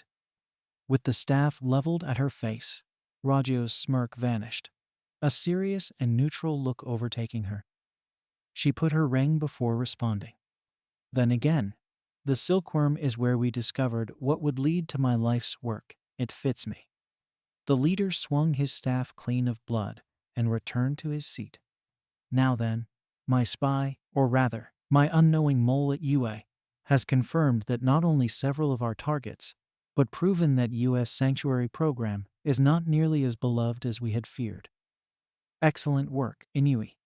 Ramp up as much red tape as you can, and have our other inside source keep an eye on the S students, particularly the ones who can be moved to our side. The man rose, revealing his bright blue glowing skin behind his hooded robes. The age of heroes and quirks has blinded humanity from the coming singularity. If we of humor eyes cannot save mankind from singularity, we shall just have to remake the world. Sanctuary meets Wonan. Katsuki honestly felt on cloud 9 now. He had managed to ace the entrance exam, coming in first with 77 villain points and 32 rescue points, managing to beat out the old record held by All Might when he was a student at UA. He had since gotten to know the rest of his class. So far, he had hit it off with an excitable boy who could harden his body called Ijuru Kirishima. A guy who honestly reminded him of Pikachu from Pokemon named Denki Kaminari, and a chubby-cheeked girl with brown hair named Ochako Yororaka, who he had also helped at the entrance exam, along with a boy who looked like he desperately needed sleep named Hitoshi Shinsho. I hope Deku and Himiko Heim are doing okay in their class. It had been a day since he had started at UA, and so far, he had been acing everything thrown at him. He had to breeze through it, after all. He had to be able to stand by Deku and Himiko. In many other universes, he would have pushed people away with his normally abrasive and cocky attitude. But the experiences he went through in this universe taught him patience, humility, and empathy. It seemed to help in impressing his homeroom teacher, Shota Aizawa, who just so happened to also be the erasure hero, Eraserhead. If only Deku were here right now. He knows more about that hobo than me. Thankfully, Katsuki would be getting his wish very soon, as All Might himself had stepped in to begin their first official class of Heroics 101. The symbol of peace declared that Class 1 would be doing a joint venture with the students of Class Sanctuary in hopes that bonds could be formed. Now, please do be mindful, as some of the students of Sanctuary have trust issues with anyone that is not their own class. Some also have deep-rooted trauma and PTSD as well. I hope all of you treat them with the utmost respect. All Might said, his usual jovial voice taking on a sterner tone. If any of you have any problems with certain students, take them up with me, All Might, the principal, or the teachers of Sanctuary. We don't want needless antagonism. Aizawa added. The students of Class 1 nodded, but said nothing as they readied to put on their costumes for the first time, eager to learn under the number 1 hero. Katsuki huffed. If even one person in this class stepped out of line, he was going to make it his personal mission to destroy them. He would not let Deku suffer anymore, nor would he let Himiko be threatened. The only ones I can safely trust are Round Face, that four-eyed ass kisser, shitty-haired Pikachu, and that rock-headed kid that talks to birds.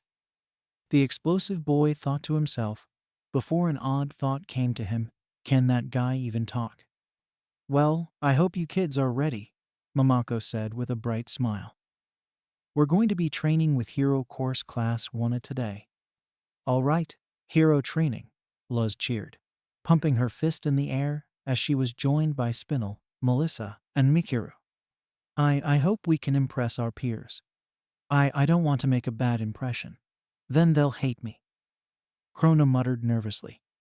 Izuku was acting similarly, but moved to gently pat Krona on the back. I need to look my best for them, Emmy said, combing her hair.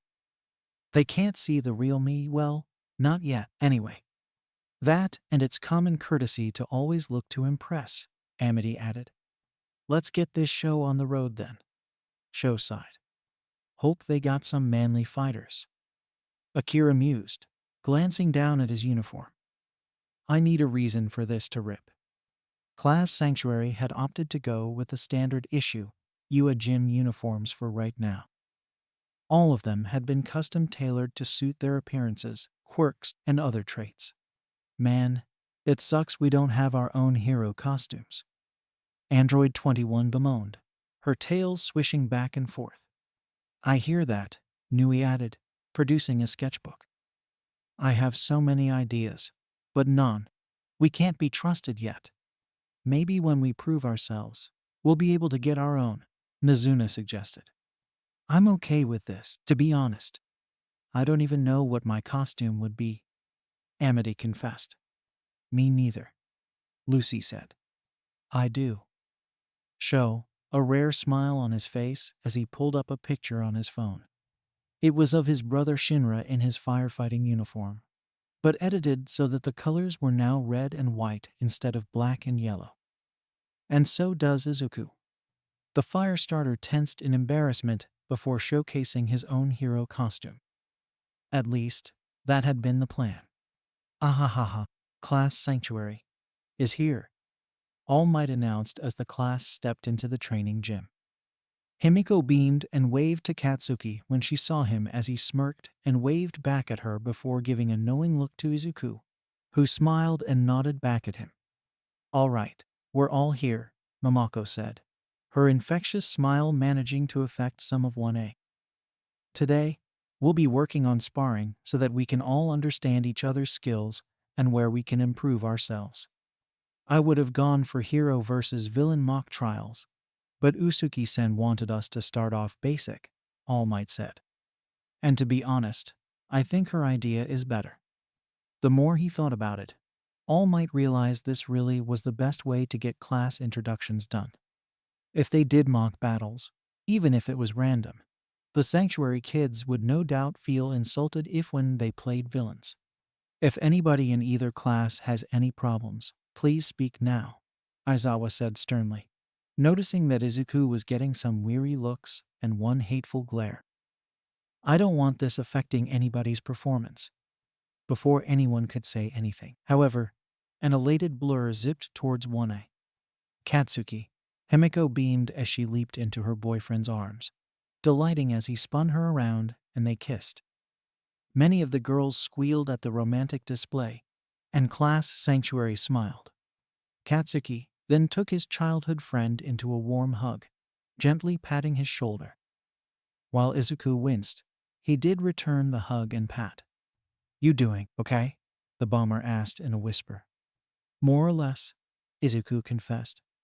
That's right. We've heard the story over and over again. Spinel suddenly began to sing as she flipped over to the trio. Gee, it's swell to finally meet Izu and Himi's other friend. The other Sanctuary kids smiled at the scene and gave Katsuki their own little salutes and thumbs up. Unknown to the bomber, his act and smiles killed most of the antsiness his classmates felt, and Class 1 began to converse. I really dig her horns. A pink-skinned girl with black eyes and amber irises named Mina Ashido said as she pointed at Lucy and gestured to her own rubbery horns.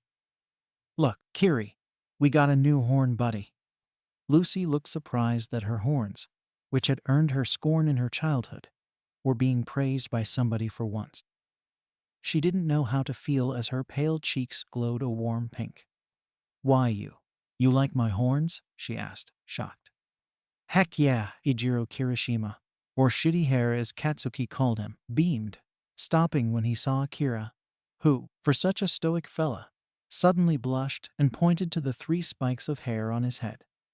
Well, these spikes ain't actually hair, the tallest boy admitted. They're part of my skull. I have horns, too, Izuku pointed out shyly. Cool. Mina and Kirishima beamed, with Shaoji also appearing interested. Akira smirked while Izuku tensed with his eyes widening, but hints of an actual smile crossed his face. Meanwhile, an error was occurring in Lucy. EXE. This whole situation she was in, having people outside of Sanctuary like her. It did not compute. It could not compute. Her horns had proven she was a monster. They were the reason she grew up bullied and loathed. Why she had lost the one thing she truly loved. Despite her confusion, she was enjoying this feeling. Dare she think it? She liked these two. Suddenly, a change overtook Lucy. Her normally stoic and framed eyes widened and began to shine as a smile overtook her face, and her form became a wee bit hunched. Nayu, Nuu. Awa, Nayu-chan, Class Sanctuary cooed, with Spinel even rushing to hug the now adorable Lucy, who nuzzled into the pink-skinned girl's cheek before waving at Mina and Kirishima. Lucy suffers from dissociated personality disorder. Momoko explained. Nayu here is the embodiment of all the joy and positive emotions in her life. It's very rare to see her come out.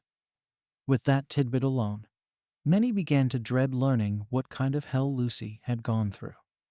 Will that affect her performance? Aizawa asked. Not really. Izuku explained. Lucy is the stronger personality. Hell, Lucy's probably the strongest girl in the class, period. Rorami amused, ignoring Mainta's perverse chuckle. Debatable. 21 pointed out. But nah, you got nothing to worry about, Bum Sensei. Mayu can fight just as well. Before Aizawa could correct the pink-skinned girl who tuned him out to converse with Mina while pulling Ulquira inwards. "Why is that girl naked?" Ulquira asked suddenly, grinding all sound to a halt. What? All Might, Mamako and Aizawa asked. "I can see souls," Ulquira explained. "Those floating gloves, why are they all she is wearing?" "Why, you can see me?" Toru Hagakure asked. "Lucky bastard," Minter roared, only for his rant to be subdued by an enraged "Non, non, non, non."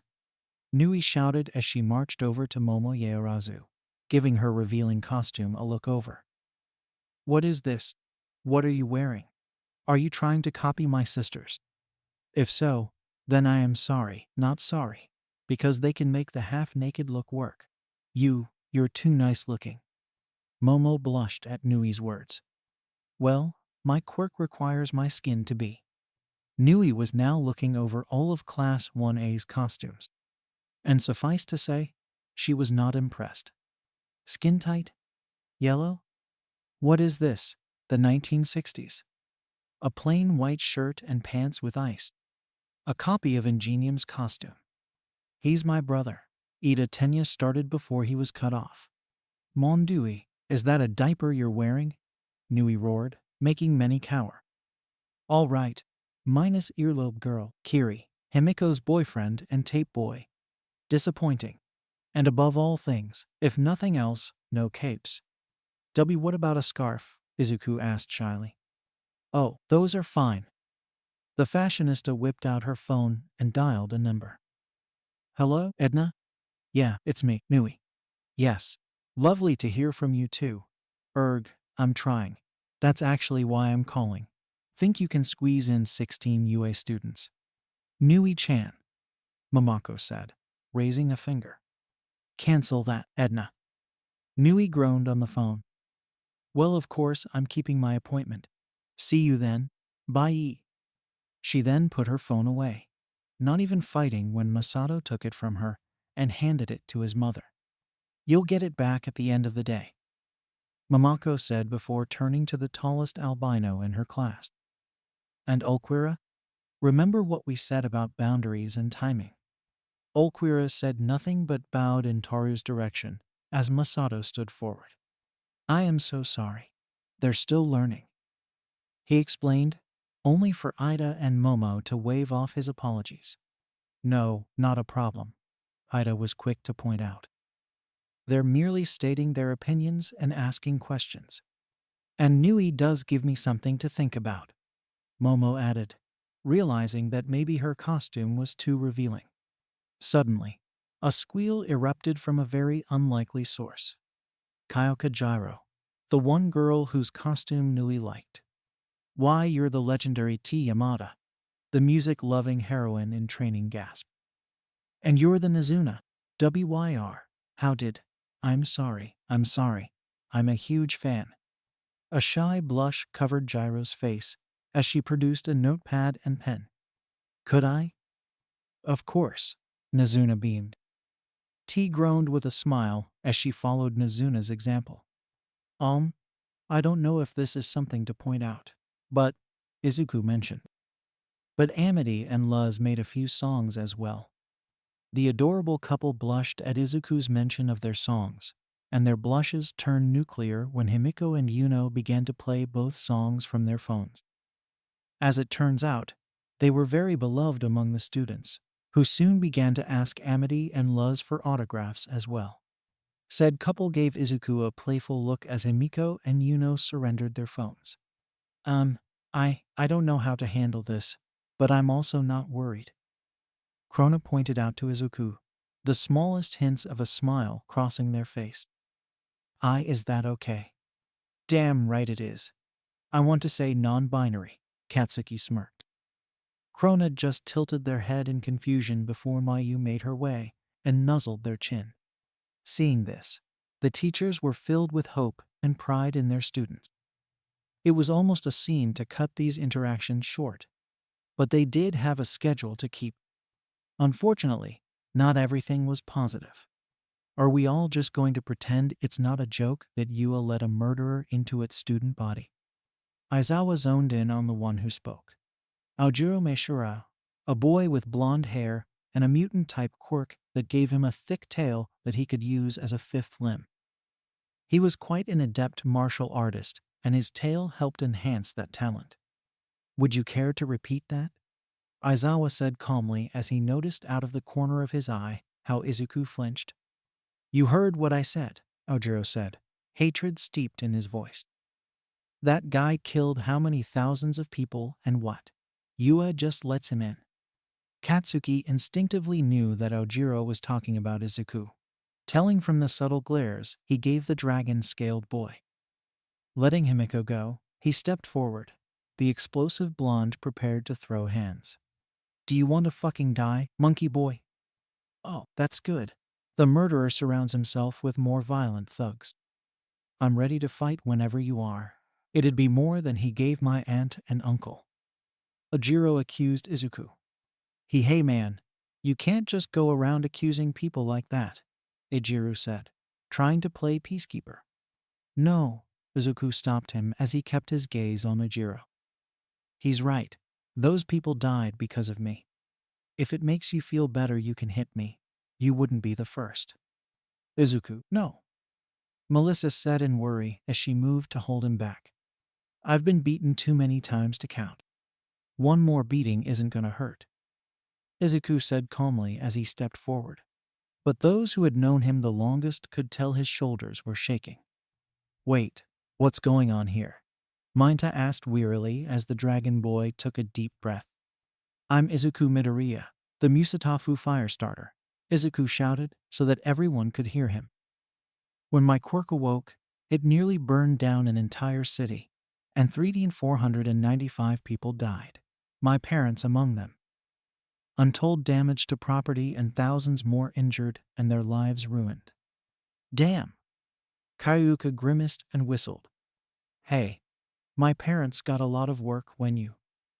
Ochako pointed out before realizing what she said might have been insensitive. Oh, sorry, I didn't mean to offend you. Izuku looked at Ochako, and a small glow of pink washed over his freckled cheeks, but he looked away. This did not go unnoticed by their classmates or teachers, but before anyone could coo, Aojiro scowled and stepped forward. He's the reason my aunt, uncle, and so many innocent people died. He needs to be stopped. The tailed boy snapped. My aunt was expecting her baby that day. Aizawa glared at his student. And you think you're the one to do it? That boy has been through hell on earth that I don't think you fully understand. Maybe he should have stayed in that hell. Aojiro growled as Katsuki snarled and stepped in front of him. Take back what you said, motherfucker. Izuku looked down, his fists clenched and shaking as Melissa, Himiko, and Masato moved to watch over him while the rest of Sanctuary got on guard. Momoko bit her lip in concern while Hound Dog growled in annoyance. Why should I? He's a monster that needs to be put down, Aojiro replied. The only reason he's not in jail is that he's so dangerous. He's not in jail because he didn't do anything wrong, Katsuki shouted. He killed all those people. It was a fucking accident. Katsuki grit his teeth, explosions crackling in his hands. He's the poster child for putting down people with uncontrollable quirks. Aojiro shot back, his tail poised to strike. Unknown to him, Mayu suddenly snapped back into Lucy, who glared at him with all the hate in her form. You come near Deku and I will fucking end you. Laws be damned, Katsuki spat, just inches away from blasting Ojiro's head off. Enough, Izuku shouted as he stepped forward, walking up to Aojiro with a stoic, empty expression. If he wants to kill me so badly, I'll come to him. Damn that boy and his self-esteem. All Might cursed in his head. You want to take a crack at the uncontrollable murderer? Izuku asked Aojiro calmly. Well, here's your chance. I will not move. I will not use either of my quirks. Take your best shot. How dare you? Aojiro seethed as he felt as if the killer of his aunt, uncle, and unborn cousin was mocking him. How dare I? Izuku asked in confusion. You're in a position that others would kill for. I don't see what the issue is. You want this, I'm giving it to you. Izu, don't do it, Krona called out as Ragnarok came out of their shoulder. Yeah, Greenie, don't let that asshat get to you. Izuku turned to his classmates and sighed. Guys, I need to do this, trust me. Deku, I swear to God, listen to your classmates, or I'm killing you myself. Katsuki snarled, but everyone knew he was only saying so out of concern for his friend. Enough, All Might snapped, shocking everyone with how angry the normally jovial and kind symbol of peace sounded. Izuku, you will do no such thing. Rejoin your classmates. But the draconic boy started, only to wince when All Might pointed to the others. Now, upon hearing the stern voice of the #1 pro hero in a manner akin to a father corralling his misbehaving child, Izuku bowed his head and stepped back into the crowd of his class, all of them giving him space.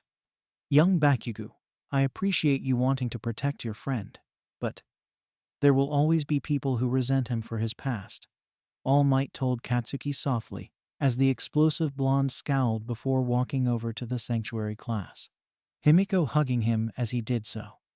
Then, All Might turned his attention to Ojiro, the tailed boy now feeling very small in the symbol of peace's presence, as he sighed before putting a hand on his shoulder.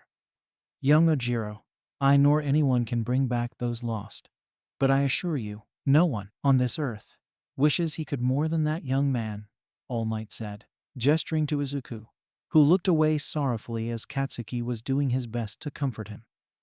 It sounds crazy, but he was 4 years old. Think about that. What was the biggest concern you had when you were 4? Some scary monster in your closet, not finding your favorite toy.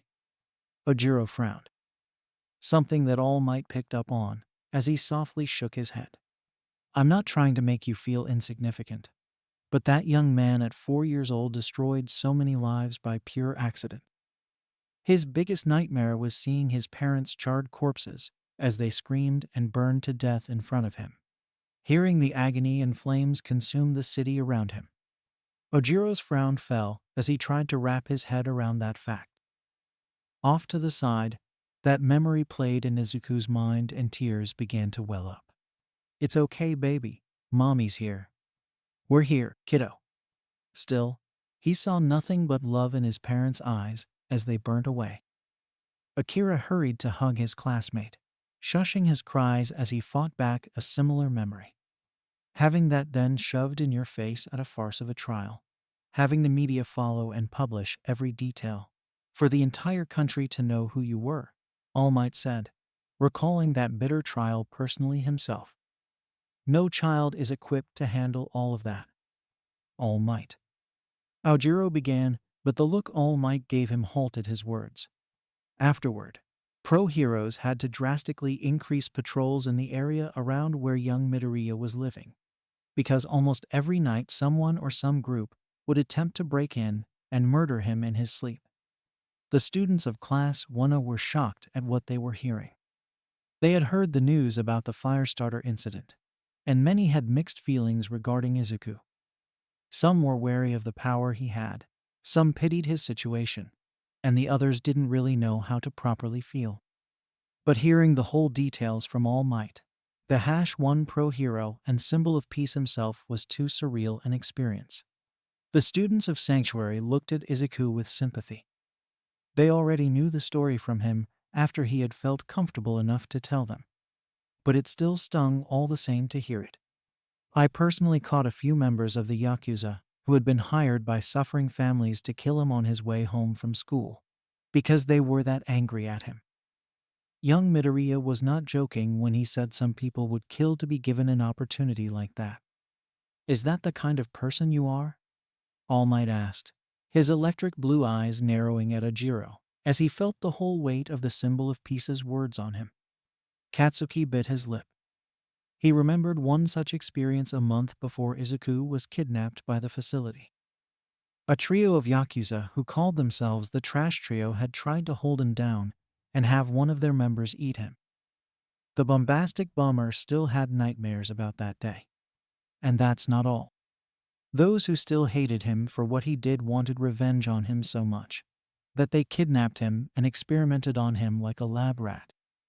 They beat him, burned him, drowned him.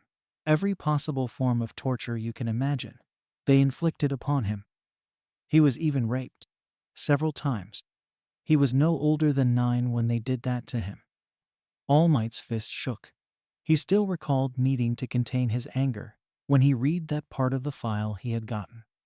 As for Ijiro, he began to shake as he was utterly incapable of understanding the reality of Izuku's life.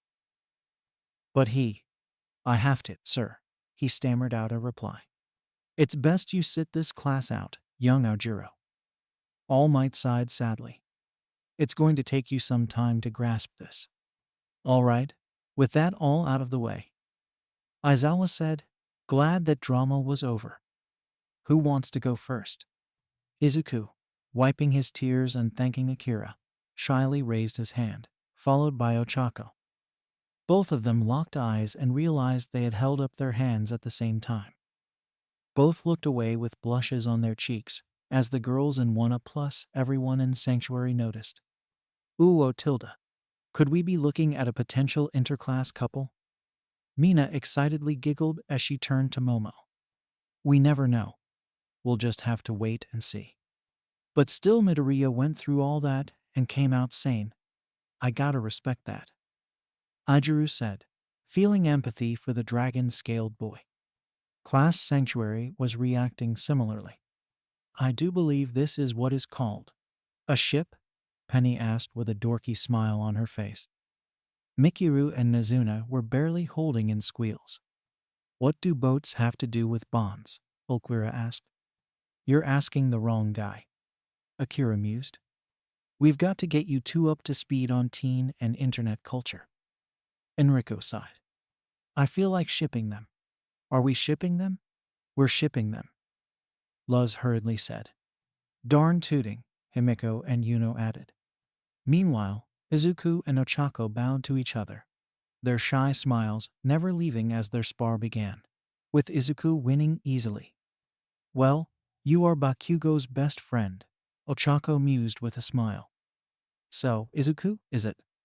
The dragon boy nodded. Nice to meet you. I'm Ochako Uraraka, and I look forward to working with you, she beamed. Now, an error occurred in Izuku. EXE. Ondaba. Pretty nice, why? The fire-starter mumbled in a fluster before turning to his childhood friend. Ka-chan, help. Izu confuwist. Katsuki and Himeko simply laughed their asses off. Oh, that is just adorable. Emi cooed, Hana nodding in agreement. After the class had ended, many in Class 1A and Sanctuary had managed to strike up friendships with each other. Mina and Ijiro happily indoctrinated Lucy, Akira, and Ulquira into their horn buddy squad, while Mikiru and Nazuna managed to befriend the timid rock-headed boy named Kuji Kuda. A buff boy with thick lips, named Rikadu Sato gladly traded cookie recipes with Nui and Android 21, even promising to join them in baking for both their classes. A frog-like girl named Tsuyu Asui felt a kindred spirit with T, finding her to be a friendly and welcoming presence despite the eccentrics brought upon by her zombie-like brain. Akira had managed to make small talk with Shaoji. Spinel managed to make Toru laugh, while a Yuuga Aoyama admired the upside-down heart-shaped gem on her chest that was part of her genetic mutation. Damn, so many gorgeous girls in the Sanctuary class, Minoru said, drooling. How's a guy to choose? Taken, 21. Nazuna and Amity called out, pulling Ulquira, Mikiru, and Luz into an embrace. Me too, Yuno said, producing a picture of her beloved Yuki. What about me? Krona asked, having been busy trading poetry with a raven-headed boy named Fumikage Takoyami, who had been moved to tears by their poem. I guess you're not too bad yourself, Minoru said, giving a thumbs up as Krona blushed in response.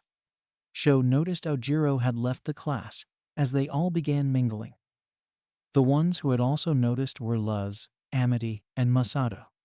He has a lot to think about, huh? The former white-clad asked. Yup, Masato groaned. But he'll have to do it on his own. Meanwhile, Cirrus, spying Izuku, had wandered off by himself and found him sitting alone and staring at the sky. Hey you going be okay, Izu? Cirrus asked Izuku as he sighed, looking down. Yeah, it still hurts, you know, Izuku said. Cirrus nodded, hugging Izuku close. Trust me, it hurts for all of us when we lose somebody we love. But we can't just give up because it's hard. We need to stick it out and help those we can still save. Izuku smiled, wiping a few stray tears from his eyes with his claws. Sides, that cutie Ochako seems to like you. Cirrus smirked, delighting when Izuku's face broke into a blush and he began to stutter. Luckily, he was spared from any teasing when Denki got the idea to go get McDonald's together to celebrate the two classes' budding friendship. Except for Ejiro, who was sent to detention, all agreed. Unknown location. Tamura Shigaraki had been watching the entire exercise.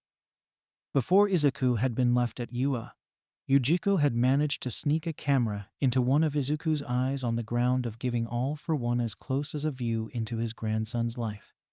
Now that All for One no longer eyes, however. Moving on. As much as he hated people, Tamura was happy to see his pseudo-nephew, surrounded by people who not only cared for him and were strong, but most of them had backstories that provided plenty of fuel for the anti-hero society speeches he used to attract fodder to the league. He had been surprised by two students in particular, however. Melissa Shield was not something he had been expecting. The daughter of a Nobel-winning scientist who had been All Might's sidekick. It made sense that the object of his hate would choose his niece to follow in his footsteps. Heck, it was kind of fitting.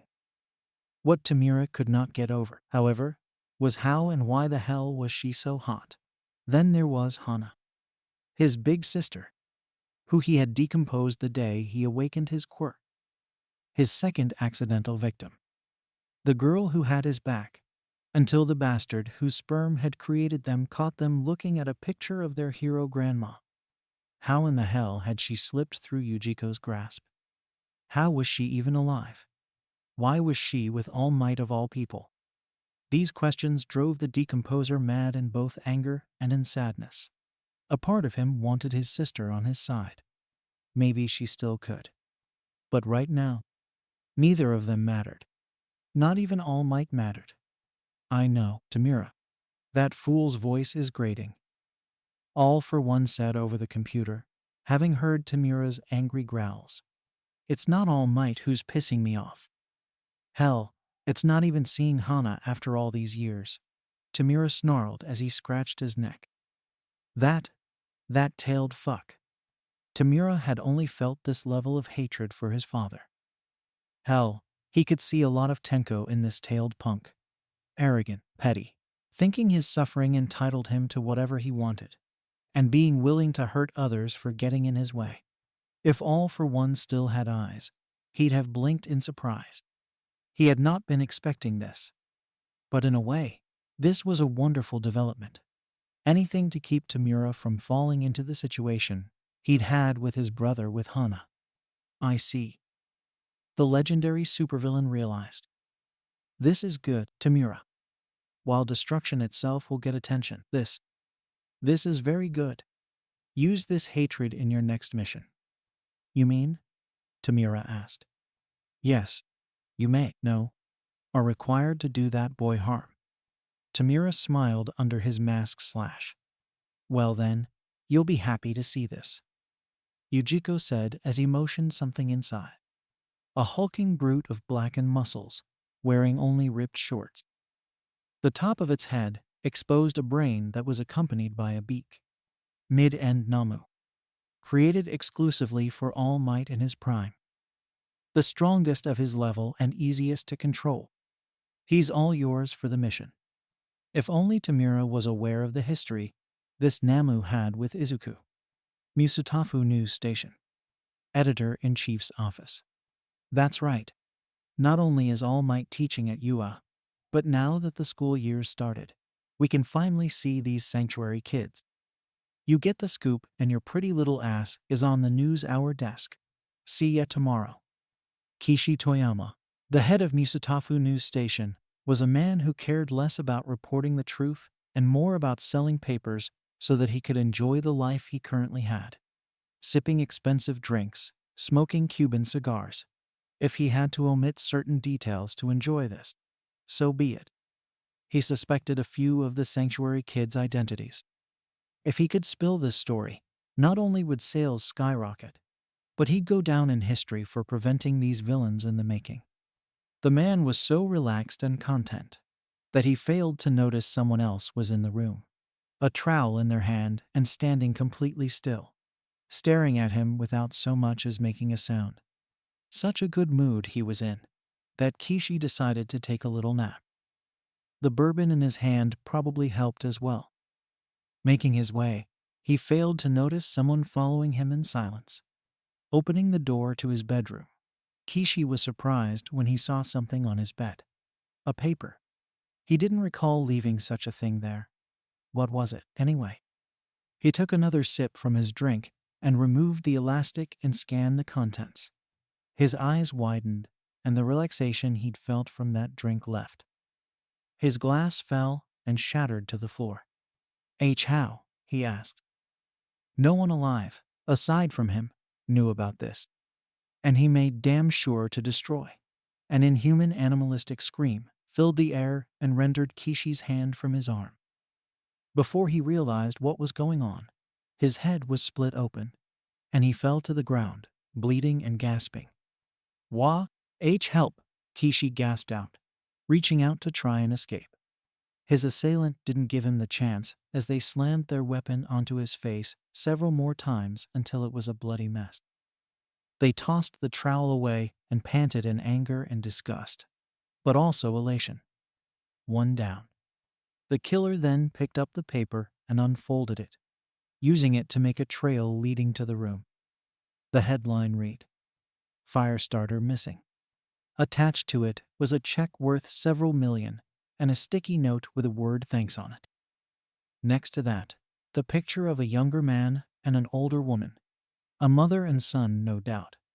The killer then returned to the room and unzipped their jacket, producing a file, several rolls of duct tape, and a self-made laptop.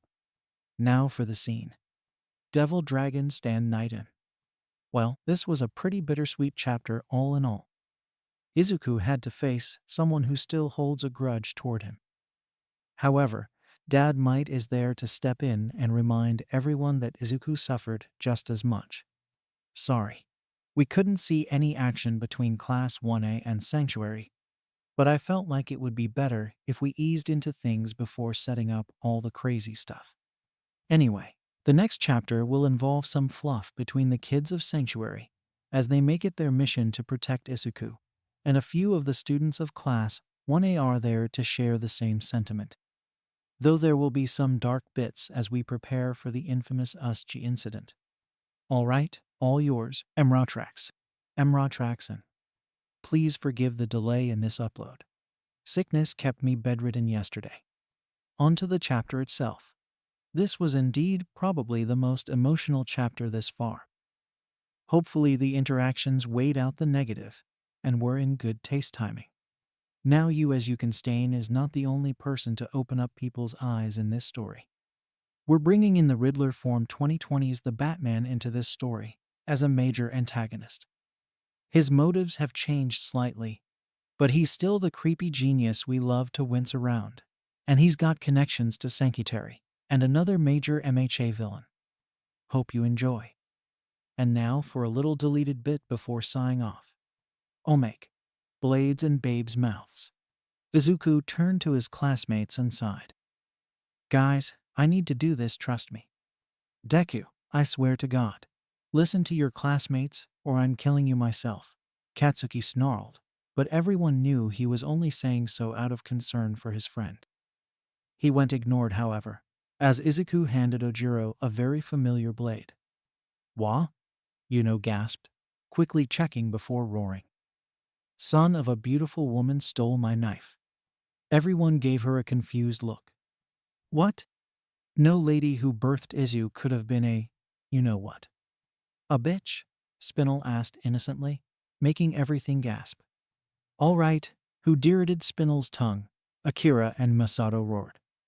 Krona, an uncharacteristically angry frown on their face, willed Ragnarok out. Hey, what's got you into yo? The black blood manifestation snapped before he realized all of his classmates were glaring at him. It quickly dawned on him what was going on. Oh, wait. Any harm on me happens to Krona. It's okay, guys, Krona said, a rare smirk on their face. I do know how to handle pain. The class then jumped onto Ragnarse, and in a cartoonish cloud of violence from which Krona was surprisingly not badly hurt. They mad ahem oe before continuing on. You did pretty well today, Izu. Himiko giggled as the sanctuary kids were heading back from training at the unforeseen simulation joint training facility.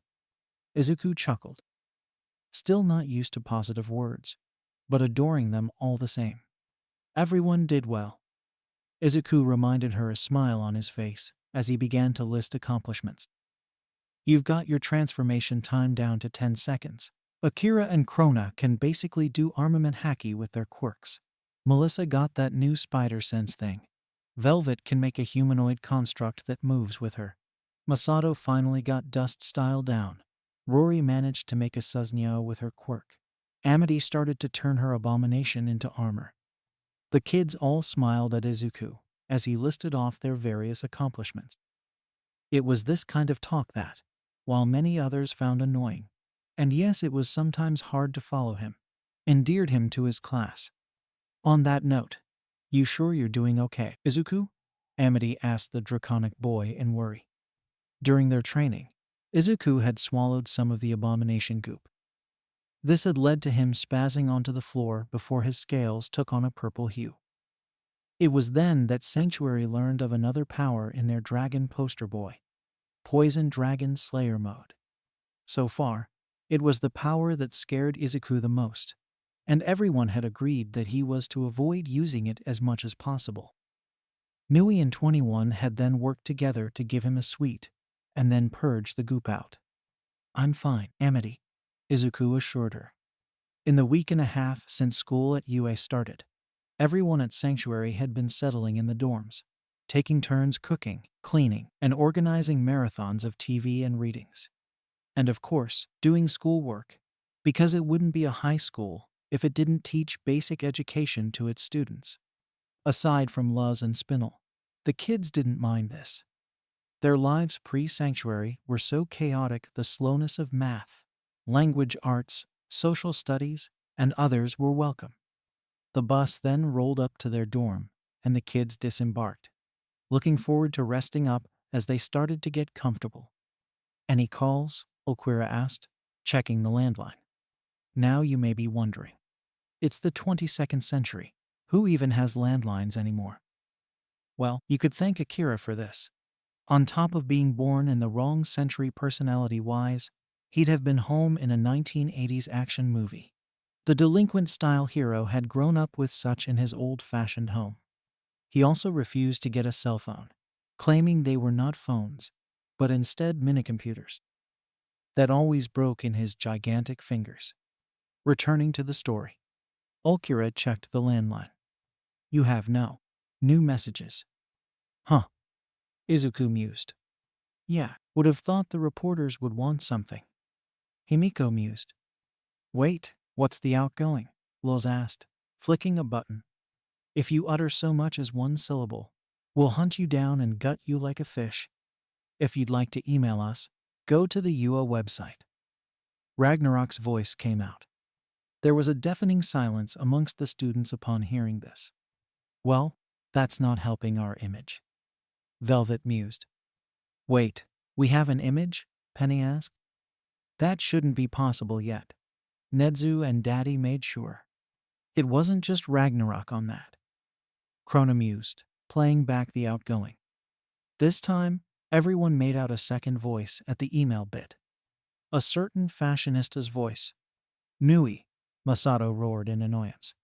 Well, come on, let us have this, Nui whined. No, Sho said simply. Luz and Spinel were rolling on the floor in laughter at the scene before a clap of hands was heard as everyone turned to see Momoko. Ryo tells me you all did phenomenally, so I decided to make dinner tonight, Tilda. Thanks, Mom. Masato smiled as the kids all cheered in response. Their eyes sparkled and tongues sparkled when they saw their mother figure had made all their favorites. The next day had arrived, and Hound Dog had come to make an announcement.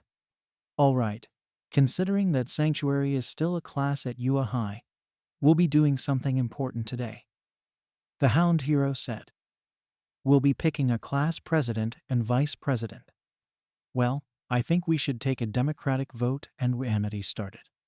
Amity. Almost everyone in Sanctuary said unanimously, as the Blight girl perked up in surprise. What? Why me? Because you're awesome, and you have all the qualities of a great leader. Luz told her girlfriend as she hugged her, making Amity blush in response. What Luz means is, Penny explained, you are smart, organized, and strong, as well as having one of the kindest hearts in our class. But you're not afraid to put us in our place if we act out. Rorimiya added. Well, if that's the case, I want Izuku to be vice president. Amity smiled. The dragon-scaled boy froze. Double? I agree wholeheartedly, Akira said with a rare, honestly giddy smile on his face. Izuku is the smartest in the class, and he'll also now have to be involved in all those meetings, meaning he won't get picked on. You're right, Mikiru smiled. It's perfect. Don't I get a say in this? Izuku nervously asked. What about Melissa? She's genius. Sorry, Izuku, Melissa smirked. I signed up for support club, so I can't. Besides, the vote's been cast. But you didn't vote, Izuku shouted. All for Izuku becoming vice president? Okura bluntly asked as he raised his hand. His gesture was soon repeated by everyone else in the class. Votes passed. I hate all of you so much. Right now. Izuku sighed as he slumped. The class gave light-hearted chuckles at his reaction, and Momoko couldn't help but smile warmly, while Hound Dog nodded in approval. Woohoo, Horn Buddy Vice President. Someone cheered from across the school at lunch. Shitty hair, you just texted Mina, didn't you? Katsuki groaned with a smile. Couldn't help it, Ijiro sheepishly said. The manliest little guy is the vice pres of Sanctuary, and you expect me to keep that from Mina. We're horn buddies. Besides, it was either now or later. Fair enough. Katsuki shrugged. Better to get it over with. Also, Akira, you're manly too, just. Ijiro hurriedly added. I get it, no problem. Keep giving Izzy praise. Akira waved as he helped himself to pudding. This is not FF fine. And I still hate all of you, Izuku mumbled as he sat down. The rest of his class just laughed as they sat in their corner of the lunchroom. Katsuki had swung by to check up on Izuku and Himiko, and joining him were Ochako, Tenya, Ijiro, Momo, and a certain boy named Hitoshi Shincho. Well, I for one, am delighted to see the two of you in your positions. Momo smiled. You both have the talent and kindness that will benefit this position. That being said, Tenya cut in. Do remember to enforce the proper. Oh, forget about rules for 1 second, will ya? Hitoshi groaned. Tenya suddenly tensed, saluted, and went to get his lunch. Huh. For once it actually worked with me. No need to be nervous, Izuku. Amity smiled. I think it'd be fine if you started out small. Just help the class with studying sometimes, and maybe help me organize class outings. Nothing scary, I promise. Oh, okay, Izuku replied, gratefully for being able to take baby steps. Yeah, besides, we're all with you, Luz said as she briefly turned from her battle with Mikiru over a piece of shrimp, missing the Tanuki girl stealing the delicacy for herself in the Dominican girl's distraction. Still, How's Yua going for you, Deku? Ochako asked as Izuku blushed. The brunette girl had picked up on Katsuki's affectionate teasing nickname, concluding it was short for Deku, meaning you can do it. Ochako had taken to calling Izuku that as well. Well, things have been going fine. I've learned how to handle my quirks, and everyone is so nice. Izuku stuttered as Ochako giggled, finding his shyness to be cute. Honestly, you should see his notebooks, 21 said as she bit into a cupcake. In the time he's gotten to know all of us, he's written down how we can all improve our quirks, and even came up with hero costume ideas for all of us. It was so beautiful, such attention to detail. Nui sniffed, dabbing a budding tear from her eye with a tissue. I must tell Edna about you, Izukins. Honestly, could you show some manners? Tenya admonished T, the zombie girl busy tearing through her food like a starving wolf. Come on, Ida. Lighten up. T-chan is just T-chan, Krona said, speaking in defense of their friend. Yeah, get that stick out of your ass, Ragnarok said, throwing in his 2 cents. Honestly, what would you say about me, then? Emmy asked, her plate full of all sorts of foods ranging from meats to veggies to sweets. Rormia was in the same boat as her, contently nibbling on some sweet buns. Gotta admit, that's pretty impressive you've gotten to know your classmates so well and right at the beginning of the school year. Hitoshi chuckled. What about us in Class 1A? Or the students in Class 1B? Well, from what I saw of everyone during our joint training the other day, I made basic folders for everyone in 1A, Izuku admitted. I still can't believe how amazing your quirk is, Shinsho-kun. Hitoshi blushed awkwardly and rubbed the back of his head. He had always been self-conscious about his villainous quirk, brainwashing. However, Aizawa-sensei had seen his potential and managed to help get him physical training, and his classmates in 1A had been relatively accepting of his power. Get used to it, Aizawa Jr. Katsuki smirked as he and Himiko took a break from their quadruple spicy meatball curry. Once Deku finds about a quirk, he will find out everything you can do with it. Excuse me, a voice spoke up. Which class are you in? Izuku looked up at the voice and saw a boy with short blonde hair and a condescending look. He recognized the newcomer as Monoma Nito from Class 1B. Oh fuck, not this copycat fucker. Katsuki scowled. In his time at 1A, in the few brief times that they had interacted with their sister class, Monoma had always tried to find ways to instigate conflict because of some petty form of envy of one always being the superior class. We're class sanctuary, why you asking? Spinel asked. I'm just wondering what sort of class would allow a notorious villain on the grounds. But knowing it's the class full of villain rejects, it makes the most sense. Monoma sneered.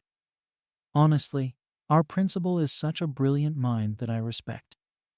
Why he would waste his time funding a class full of creeps like you is anyone's guess. He started laughing, not seeing Izuku curl up, nor Masato's eyes forming rings and turning purple alongside Amity's abomination goop rushing to her fists. Nui grabbed a needle as Yuno and Himiko each pulled out a knife. Akira began to steam and Krona moved as if they were drawing a sword. Suddenly, Mikeru began laughing. That's funny, she laughed. You're funny. Want to know something else that's funny? She laughed for a few more moments, confusing Monoma. Suddenly, like a striking snake, Mikeru grabbed his face, reeled back, and her throwing arm bulked up to monstrous sizes before throwing the smug blonde across the room. Monoma screamed as he flew past the other stunned students and right out the cafeteria doors. Good job, Mikeru, Nazuna said as she pecked her girlfriend on the cheek, making her beam in pride. I don't like him, Izuku said bluntly, getting many nods of agreement. What was with that guy? Ulquera asked flatly. He seemed to have a beef with us despite none of us having ever met him. Monoma Nito, Ojuro said as everyone saw him walk past. He's in Class 1B, and seems to have this glorified idea on how heroes should work, like something out of a comic book. Oh bloody hell, you're here too, Cirrus said sarcastically. Are you going to demonize Izuku again? No, the tailed boy said as he took his leave. I just wanted to warn you guys about that asshole. Bitch, I could have told him that, Katsuki said with a furrowed brow, but Ojiro said nothing as he left. Meishirao seems a lot more distant and less confrontational than before, Velvet noted. Maybe All Might's words got to him more than we were letting on. I wouldn't exactly blame him. We were all shocked by just how much Midoriya had suffered, Momo said, giving a soft, sympathetic look to Izuku as Akira and Masato were busy comforting him.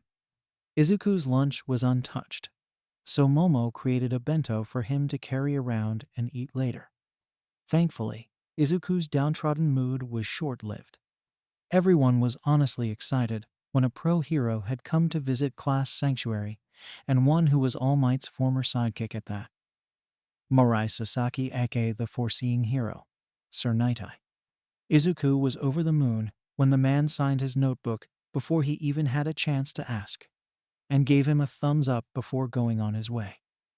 Apparently, he had business with Melissa, but was happy to speak with the rest of Sanctuary.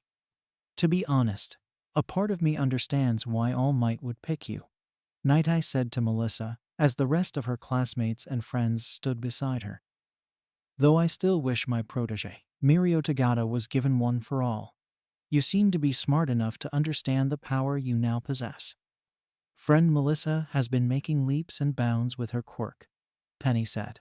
Sanctuary having been informed of the secret of one for all prior to Nightai's visit, since Melissa had come to trust them all enough. They would still go along with her cover story of calling her quirk battery for right now. I see. Forgive me for my doubts then, Nightai said. However, I also wanted to come here because Principal Nedzu and All Might had told me about Izuku Midoriya. The draconic boy blushed as Nightai showed one of his old notebooks. It was one he had written before the facility had taken him. You have quite the extensive list of notes on all sorts of heroes, vigilantes, and villains, Midoriya, Nightai noted as he looked through the notebook. 8 whole pages on the infamous vigilante known as Slender Man, who stalked and killed child predators and traffickers while defending children. Why, yeah, he took after that old story and wanted to make it a name for a good person, even if he is working outside the boundaries of the law. Izuku nervously said. I like him, Ulquira said, wanting to throw it out there. Me too. He took an old scary story and made it into a badass vigilante name.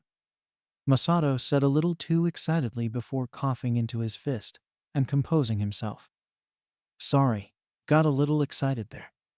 And nobody else has notes like this, Nightai said as he skimmed through the notebook some more before returning it to Izuku. You have quite the brilliant mind, Midoriya. Thanks. It was all I could do. Because of what I did, I could never be a hero myself. Stop saying that, Izu. Hana shouted the loudest anyone had heard her yet. You're amazing, okay. Yeah, you did a bad thing, but you didn't mean to. Stop beating yourself up over it. Whoa, easy there, Hana-chan, Akira said, putting a gentle hand on the girl's shoulder as she sighed and relaxed. Sorry. Hana blushed. Just memories.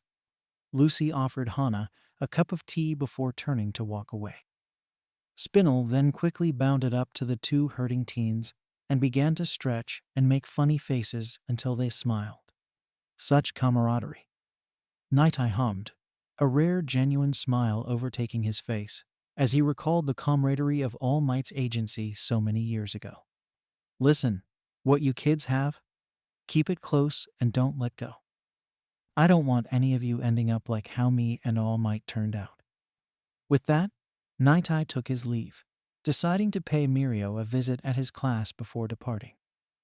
As he left, Nightai couldn't help but think of the bitter fallout he and Toshinori had all those years ago. That bleak future I saw for you all those years ago. I can no longer see it. Instead, I see young Midoriya crying over something. A tragedy is about to befall the boy. But I can't for the life of me find out what. That future would be seen the very next day. To be continued. Devil Dragon Stand Night In. Just some nice stuff between Izuku and his new friends in both Sanctuary and 1A. Also, Monoma getting bashed because fuck that guy and a surprise visit from Sir Nightai, who is surprisingly rather accepting of Melissa being All Might's chosen successor in this timeline. Anyway, in the next chapter, shit is about to go down as Izuku and Himiko join 1A on a trip to the Asji to help them out since they and the rest of their class have already trained there, as spoken so in this chapter. However, it is now that Tamura makes his debut, and he has a personal grudge to uphold. Alright, Mrotrax, all on you. Mrotrax an emotional roller coaster. This chapter was. Just who is this mysterious new player who seems to have a connection or care to class Sanctuary? What tragedy did Night Eye foresee? And can the kids prevent it? As some might have noticed, the editor's name was inspired by two legendary manga, who DDSK and myself have some creative gripes with. I edited them to not be as obvious, but I'm certain you can see. This chapter was also supposed to have continued hinting at the killer. But DDSK and you guys have been waiting so long. I have moved it to the opening of the next chapter. Mostly because I need to shake it up and find the right words. And also because I just got called into work early and promised to post this. So, be forewarned. The next chapter will be dark. But there will be awesome and heartwarming moments as well. Sorry for the wait, and thank you for all the support. And now, to make up for the long wait, and I'll make, as suggested on Discord by DDSK, you can look forward to more in the future. IKEA Insanity. The day after class introductions, the kids came together for a mission unlike any other. I want to thank you all for helping Izuku's bookshelf, Momoko said. We got it from IKEA. That's it? Alkira asked, seeing a single box. You'd be surprised how much they can stuff into one little box. Nui beamed as T reached to open it. When she did, all the parts for the bookshelf popped out and buried her, Mikiru, and Nazuna. Oof. Oh. Ouch. The three girls popped their heads out. There are no words, just pictures. Krona mused. Ooh, like manga. Les beamed as she took the instructions. Huh, the plot's there, but the characters are all over the place. Amity face palmed at her girlfriend's selective stupidity. How do we tell the difference between side A and side C? Masato asked. Side A should'll have one more L bracket. 21 mused. You mean T bracket, right? Masato asked for clarification. Ooh. 21, so help me. If you've been confusing L brackets and T brackets this whole time. Enrico growled. Who used all the D screws? All I have left are J knobs, which are worthless, frowned. And has anyone seen back panel G? Ah, I think I found it. Akira lifted his arm to reveal said piece stuck in his bicep and forearm. He tried to wave it out with no avail.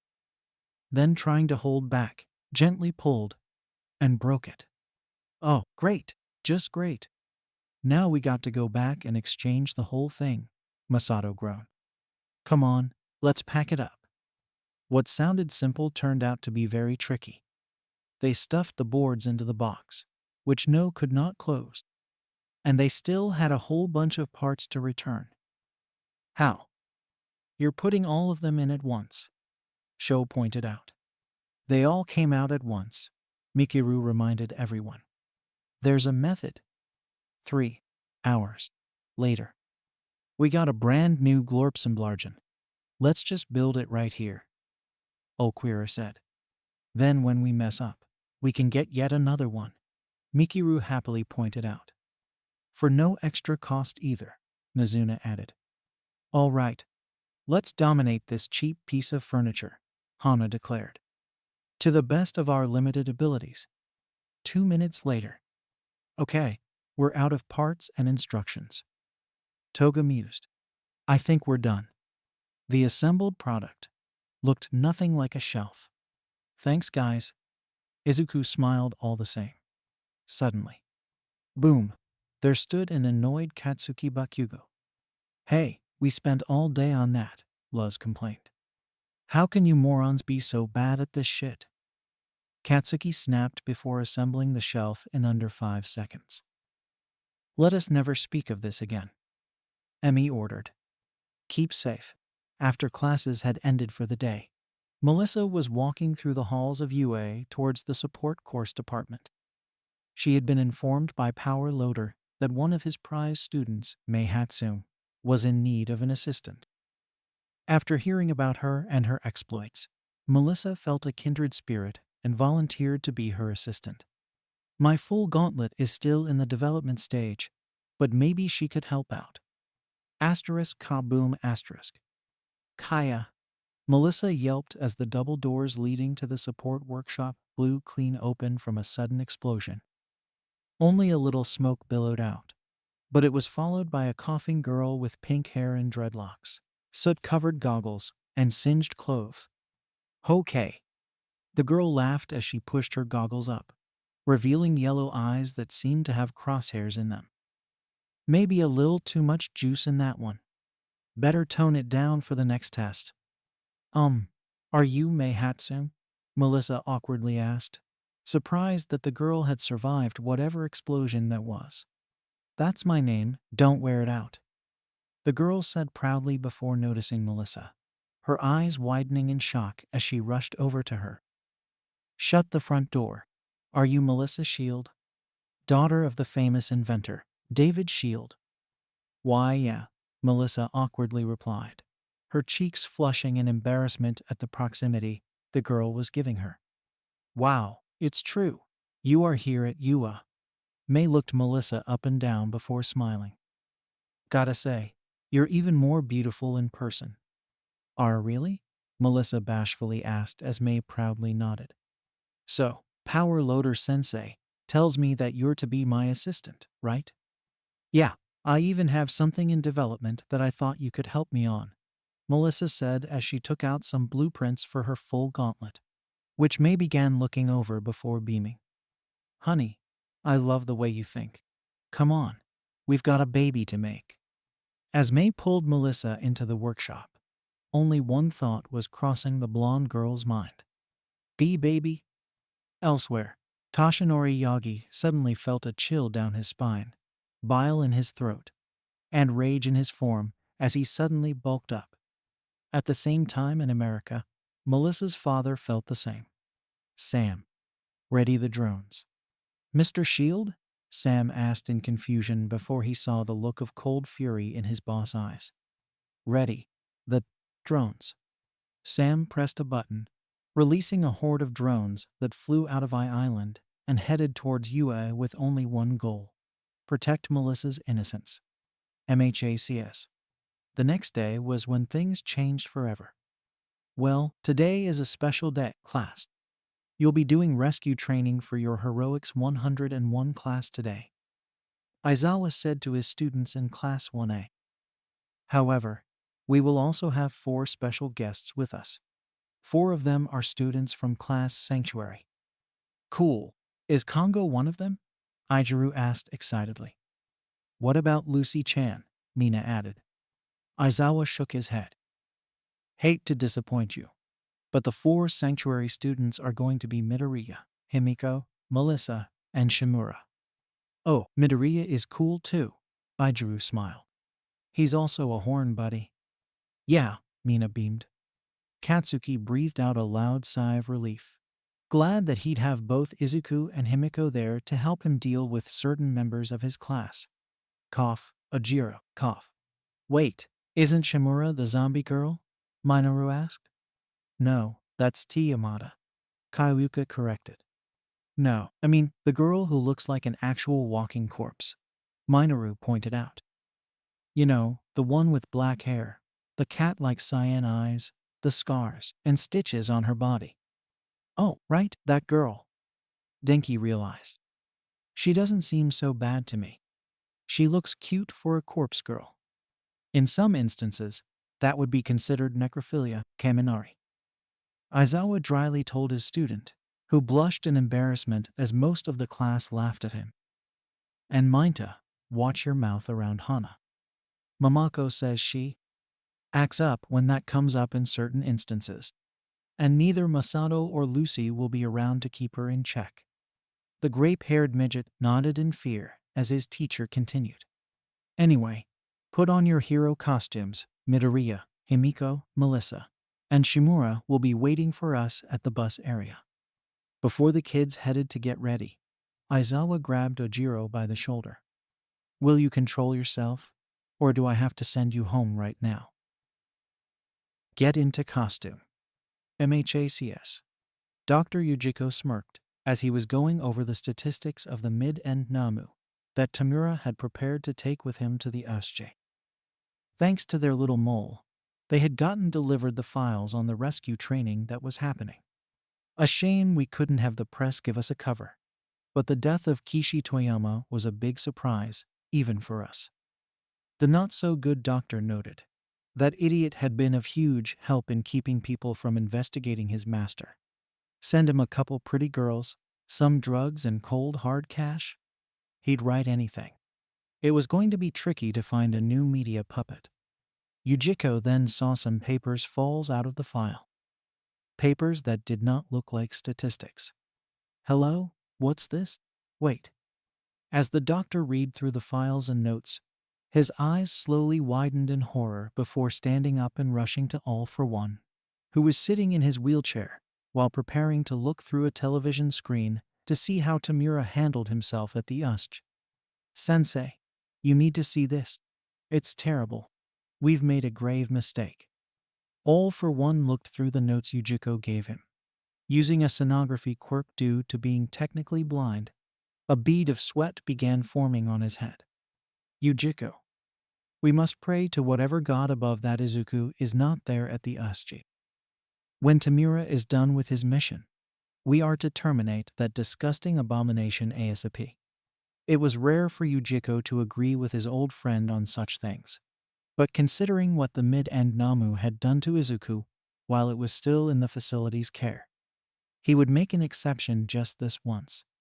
Unfortunately for both old supervillains, their prayers would sadly not be answered.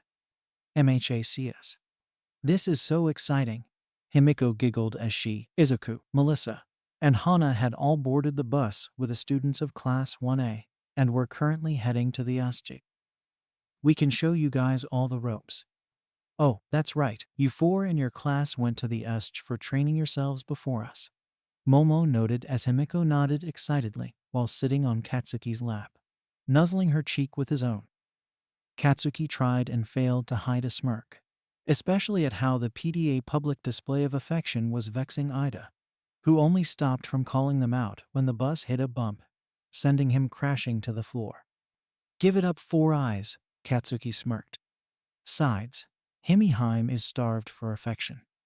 Izuku was blushing nervously as he sat next to Ochako, both of them almost matching each other in height due to being so short. It was honestly adorable. What's that you got there, Melissa? Mina asked as the blonde perked up before looking at the red wristband she was wearing that had a black button in the center. Oh, this is my full gauntlet. It's only in the prototype stage right now. I made it with Mei Hatsum in the support course. Melissa then pressed the button, her arm instantly covered in red bands that resembling boxer tape. Whoa, cool, Zero said. What does it do? It stabilizes the power output of my quirk battery, Melissa explained. So it lessens the risk of me accidentally injuring myself if I end up using too much power. Man, not only are you a genius, but you're also super strong, Ijiru noted. Wish I had something as flashy as that. All I can do is harden my body. I think it's a pretty good power, Hana noted. Simple is often the most versatile, after all. You really think so? Ijiru asked, rubbing the back of his head bashfully. I know so. Hana smiled before returning to enjoying the scenery out of the window. Izuku saw Joe sitting far away, looking out the window with a frown on his face. The draconic boy wanted to talk with him, to desperately make peace with him. But he didn't know if the tailed boy would allow it. "Hey, Midoriya," croaked Tsuyu as Izuku turned to her. "Sorry, I tend to speak what's on my mind a lot. Are you a mutant type like me?" "Actually, I'm not really sure," Izuku admitted, having ironically, despite being a quirk nerd, never really considered what classification his quirk fell under. "At first, I thought I was an emitter type, but then, after what happened." "Asui, don't you think it's rude to ask?" Momo admonished. "You realize just how terrible Izuku's life had been prior to being rescued. All due respect, Ponytail, your talking of it ain't helping," Katsuki retorted, making Momo feel ashamed before she saw Himiko slap her boyfriend on the head. "She means well." "Sorry, Haim." Class 1A was still not used to their bomber acting this subdued, luckily. This lightened the mood enough for Izuku to compose himself. "Oh, it's okay," Izuku hurriedly added. "I mean, she didn't mean anything bad, right?" Tsuyu nodded in agreement. After a fair bit of time, the bus came to a stop and Aizawa immediately stood up. Izuku was uncertain if he slept on the trip because of that. When the doors opened, Class 1A plus, the 4 sanctuary kids walked off and into the building. Both Izuku and Ochako geeked out upon seeing the space hero. 13 was there, but before anyone could really do anything else. However, Hana fell to her knees, feeling a wave of negative intent while Melissa stood rigid, her danger sense blaring wildly. "What's up, you guys?" Rikudu asked before the lights in the building began dimming. "We got company incoming," Melissa said as electricity began to flow around her body. Suddenly, what looked like a black cloud appeared in the middle of the area just beneath the stairs. The other students noticed as well, wondering if this was part of their training. That line of thought was immediately stopped when a literal horde of unpleasant-looking individuals came walking out of the cloud. "Everyone, stand back," Aizawa shouted, frightening his students with how serious he was now. "Those are real villains." Izuku was frozen in fear. There were villains. A lot of villains. He knew Himiko, Melissa, and Hana weren't ready for this, and they all knew for certain their peers in class 1 weren't ready for this either. "Ida-san, we need you to run back to the school," Hana said to Tenya with the utmost seriousness. "If there are any villains outside, you can outrun them." "I can't just leave you all here," Tenya hissed back, appalled that Hana would suggest that. The corpse-skin girl said nothing, and held out her hand to Tenya's face before her palm began glowing brightly, the aura resembling a bear's paw print. "Ryoko Surunara, Doko ni Ikatai." Before Tenya could respond, he was sent flying away in a paw-shaped bubble of energy. He tried to scream out in protest, but before he could even blink, he was at the front gates of UA. No, cursing himself, the bespectacled teen had no choice but to rush into the school and alert the nearest teacher he could find. "MHACS. Thank you for coming so quickly." Chief Nemosa sighed as the 2 heroes wandered onto the scene. "I understand you wish to focus on schooling, but..." Nedzu and Momoko's smiles were missing as they entered the room. There lay Kishi Toyama, a man that they had held little tolerance for, due mostly to his sensational style of reporting and omitting facts for the sake of a better story. It was evident that his killer shared this view, as he had used duct tape on the man's face to send a message. No more lies. The killer had then decorated the room with various stories the man had written or okayed, now each with social media posts, videos or photos that contradicted whatever was reported. This was no sudden attack. This is his whole life. Momoko sighed. He arranged all of this methodically, artistically. Reminds me of Masa-kun when he tried to make us the perfect picture for our anniversary when he was little. This part is new. Nedzu said, lifting the check and transcribed phone call that proved the deceased had sold out Izuku's location. While it still fits his primary goal of exposing lies, this part is all about getting attention in a manner he knows people will care for. And the laptop, Sakachi, All Might's best friend on the force, inquired. No one could open it. It's for a single use. Display only. Did you check Kishi's cars, like I asked? Nedzu asked. Before the detective could answer, his cat-headed partner stumbled in, looking pale and holding a plastic bag. Thumb drive. The Catman managed, revealing that the contents of the bag were a thumb drive literally stapled to one of Kishi's thumbs. Literally. Ha! Nedzu chuckled darkly. He thinks he's funny. Mamako, we found this as well, Naomasa said, handing the woman a note labeled, for class secretary. What does he want with my babies? Mamako suddenly screamed in worry. Nedzu stared at his wife in concern before he spied the reason for her distress. Her phone was ringing and all it displayed was a crying S. Send the laptop and drive to Ua, he commanded as his wife picked up. In fact, send or bring some officers to follow us. MHACS. Back at the USG, everyone was surprised when Tenya vanished in the blink of an eye. Hana noticed their confusion and concern and decided to clear things up. I used one of my quirks to send him back to the school to get help. This way, help should arrive quicker. Back to the buses, Aizawa shouted. 13. Keep them safe.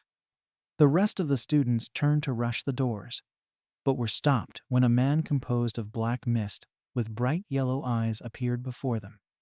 I sincerely apologize for our intrusion, but we have some personal vendettas to uphold, the mist man said apologetically. There is someone here who has committed a grievous sin toward one of our own, and we figured this would also be the best way to lure All Might out of his den, so we may properly finish him off. Everyone gave a shout of surprise when the floor beneath them disappeared, turning into the same black mist as earlier. Izuku himself screamed as he fell down. And down. And down. How far was he gonna wait? There was water underneath him now. Quickly thrusting out his clawed hands, Izuku made some of the water rise up and become a solid platform for him to land on. The platform had the consistency of a waterbed, which made his landing soft and pleasant. Grunting, he turned to see a nearby ship and learned he was in the shipwreck zone. I just need to make it to that ship. With those thoughts in mind, Izuku gathered his focus and moved his water platform over to the hull, dispersing it as he landed safely and leaned back against the railing, taking a deep breath to calm his nerves. Hey, Midoriya! Tsuyu's voice came as the frog girl boarded the ship, Minoru wrapped up securely in her tongue. Are you okay? Why, yeah, I'm fine. The draconic boy breathed out as Minoru was released from Tsuyu's tongue and dropped on his face before getting up. We're alive, the dwarfish boy breathed out. We're alive. Calm down, Minta, Tsuyu said dryly as her classmate continued gasping for breath before turning to Izuku. Midoriya, you've been here before. Do you think this boat works? Sorry, no. There are no keys or anything. Suddenly, a giant hand of water rose from the ocean and prepared to slice the boat in half. Minoru let out a shriek of terror before Izuku grunted, holding a single clawed hand out to make the water hand stop. What the heck? Why isn't my quirk working? A voice called out as Tsuyu and Minoru looked over to see a bunch of aquatic-themed villains in the water. Crap, villains. We're not prepared for this. Don't worry, Izuku said as he then tapped the water hand, transmuting it into harmless steam. They won't be a problem for long. Izuku then channeled lightning through his body before taking a deep breath as he leaned over the hull. Lightning dragons roar. A literal flood of electricity was released through the entire lake, all of the villains screaming in agony as they were fried to a crisp before going limp, floating in the water. Hope I didn't kill anyone, Izuku grimaced. I doubt it, Tsuyu said. Are you kidding? That was awesome, Minoru gushed, looking at Izuku like he was Superman. You're so cool, Midoriya. But I thought you used fire. Izuku's scaled cheeks turned pink as Tsuyu rolled her eyes before picking up both boys and leaping off the boat to make it back to the main plaza of the building, hoping their classmates and teachers were all right. MHACS. Shoto Todoroki was looking at the lake from his vantage point in the now frozen landslide zone. He was too far away to have identified the students flying through the air, but he certainly saw the lake light up. It was quite a sight to behold, watching the electricity arc across the entire lake. I wonder if that was Kaminari. I doubt it, Toru Hagakure said, having just narrowly avoided being frozen. Sheesh, you could learn to not go so willy-nilly with that ice of yours. Apologies. Shoto apologized to his invisible classmate. We should make our way back to the others before. His sentence was interrupted when a very big fist sent him flying back into a different mass of ice. The impact stunned him for a moment, barely giving him time to dodge the huge fist aimed at his head. Sliding away, he looked up and saw the villain attacking him was a huge man with orange flame-shaped hair, a gas mask, and very bulky, rock-like boots, gauntlets, and shoulder pads. Nice try, the man rumbled with a sneer behind his mask. But you can't freeze lava. Todoroki, look out! Toru cried out as the man swung his fist again, missing Shoto by a large margin. The UA student threw ice at him, but it melted the moment it contacted the villain. He laughed and charged Todoroki again, ignoring all the ice the student threw at him. The name's Meguma Iwata. I'm the leader of the volcano thieves. My pals and I were brought into this job to cause a ruckus, and if that means breaking the little bitch boy son of Endeavor, so be it. Before Meguma could make another move, a blonde blur rushed forward and punched him hard in the face, sending him flying away. At first, Shoto and Toru thought it was All Might, but then recognized it as Melissa. Sorry, but I'm not going to let you hurt my classmates. Shield-san, Shoto asked as Melissa smiled at him. Don't worry, help is on the way. With that, Melissa pulled out a small button-like device and pressed it with her thumb. Nothing seemed to happen, but the blonde knew exactly what it was doing as a bright blue light began blinking from it. What's that button for? Toru asked. The cavalry, Hagakure. The cavalry. MHACS. Momoko raced across the sky as Nedzu called every teacher. MHACS. Himiko was with Katsuki and Ijiru in the ruins zone, taking out villains that had tried to jump them left and right. Himiko activated her claw arms with black light and slashed through them like butter. Of course, she'd be given the self-defense plea if any of these lowlives died. Man, these guys are frickin' weak, Ijiru said, hardening his forehead to give a powerful headbutt to a villain, making them see stars. Of course, whatever the leader of this gang is paying them obviously isn't enough, Katsuki said, casually grabbing behind him to catch a chameleon-esque villain by the face before releasing a point-blank explosion, knocking him out. What should we do? We can't just stick around. Himiko noted before perking up as she sniffed the air, her nose becoming dog-like before sensing something. Guys, Izuku needs help. With that, Himiko leaped out the window and altered her biomass to glide across, leaving an aura trail of black and red behind her. Katsuki nodded before hoisting Ijiru over his shoulder and using his free arm to launch them after his girlfriend with his explosions. MHACS. Hana didn't know what to think when she felt the floor disappear from under her. For a moment, she felt herself falling, and then before she knew it, she was in the central plaza. A pair of red boots was what she first noticed before looking up to see a lanky figure staring down at her. Hello, Hana-chan. Who are you? Hana whispered fearfully, afraid that this man was going to kill her while she was defenseless. Come on, now. The man took off his mask, and it was there that Hana recognized his face.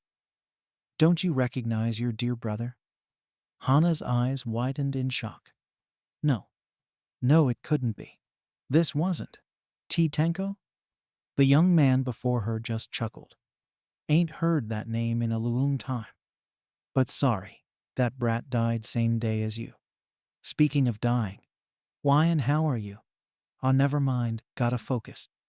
To answer your question, as to what I'm doing, I'm just doing what family does. Tamura said. You do know what family is, right? Hana barely managed to speak with tears in her eyes as she remembered that horrible, horrible day. I'm so sorry. I was scared. The young man seemed confused and then enraged. Wait, you think this about Kotaro and Granny? I don't blame you for that. I'd have done the same. But why in the name of all that is sacred? Do you want to be like Granny? Hana stepped back. I scanned Doc's notes. You have more power than anyone, aside from Sensei, that one American hero and Mamako, and you're helping the ignorant, stupid masses. The lemmings so quick to ignore a kid on the street, vilify someone based a quirk, or an accident when a quirk activates. Get away from her, cried the voice of Aojiro as he lunged forward, swinging his tail at Tamura, only for a large black figure to stop the assault. I was just getting to you. Tamura sneered with pure venom as he saw Jiro staring at what had stopped him. A hulking black-skinned monstrosity with an exposed brain, a beak-like mouth full of razor-sharp teeth, and bloodshot eyes. Tenko, stop, please, Hana managed. Oh, by the way, sissy? I don't go by Tenko Shimura anymore, sis. There's only Tamura Shigaraki here. What the hell is this thing? Aojiro asked in disgust as the creature said nothing before grabbing him by the tail and slamming him to the ground. Aojiro gasped as he felt some of his ribs give in, nearly cracking apart from the hard impact. You know, you remind me of my father. I hated my father. Tamura growled out, removing the hand on his face so that Aojiro could see how pissed he was. He felt that just because something bad happened to him, that he felt his mommy didn't love him enough, that he could simply force his own standards on his kids. In the end, he was a bully who wanted his way, and then he no longer got it. Aojiro struggled to get up, only for the creature to slam him face first into the ground and keep him pinned there. Hana wanted to move, she wanted to help, but she was frozen in fear, just like she was all those years ago. Tamura crouched down to match Aojiro's eye level. And then there's you. You think you can belittle, antagonize, and demonize my little cousin for something that he didn't even mean to do. That's what's wrong with you hero-worshipping scum. You're so quick to make people who make honest mistakes with their quirks into villains. It honestly still baffles me that Izuku still wants to be one of you. Go to hell, Aojiro grunted out as Tamura clicked his tongue and shook his head. Been there. Tamura smirked. Pity. I bet your aunt, uncle, and their kid are disappointed in you from heaven. Not that you're going to join them after what you did. Tenko, stop, Hana cried, tears running down her face. It's me you want, not him, please. Tamura sighed as he turned to Hana, his rage turning to genuine sadness. Sorry, Hana-chan. He hurt Izuku, and I made a promise that nobody who hurt him would get away with it. I'll create a world without you selfish heroes. The ones who treated him as a monster for a complete accident. A world where someone like Kotaro would be thrown into jail. And in a world where Izuku can live happily. And you too? Hana's tears stopped. Like I said, I don't blame you for what happened. He smiled sadly. Hell, aside from Mom, I've missed you the most. Hana, why don't you come with us? We'll leave those sanctuary kids alone. Sensei can fix you up. We can live out our dreams. Be real changers of the world. Just the two of us. Never worrying about money, food, whatever we want. He reached out for his sister. Please? Hana looked at the hand. then Tamura and his best monster, the bleeding Aojiro. She then wiped her tears and began to march forward, her hands engulfed in bubbles. I can't stand by and let people suffer, Hana managed. No matter how they are or what they did. Shame. Tamura sighed. Aizawa had been taking out villains left and right and saw the monster on top of his student. He tried to rush and help, but more villains got in his way. You know, I got this from that villain in Far Cry 6, Anton Castillo. Tamura chuckled as he held Ojiro's chin in his hands, making sure not to touch him with all his fingers. You people like to be outcasts, addicted to your selfish perversions, chaos, lies, like wild dogs. Tamura let go of Aojiro and stood up, towering over him as he made a gesture for his monster to grab the boy's tail. But dogs can be broken. They can change their ways. And if a dog refuses to break, then they must be put down. Tamura then nodded. Namu, put this dog down. With a simple tug, the creature known as Namu yanked off Aojiro's tail with a vicious, wet, ripping sound, making the boy scream in agony as blood gushed out of his backside. Aojiro. Tamura perked up in shock when he turned and saw Izuku rushing in, having arrived along with Tsuyu and Minoru just in time to see what the Namu had done to Aojiro. You weren't supposed to be here, Tamura said with a regretful sigh.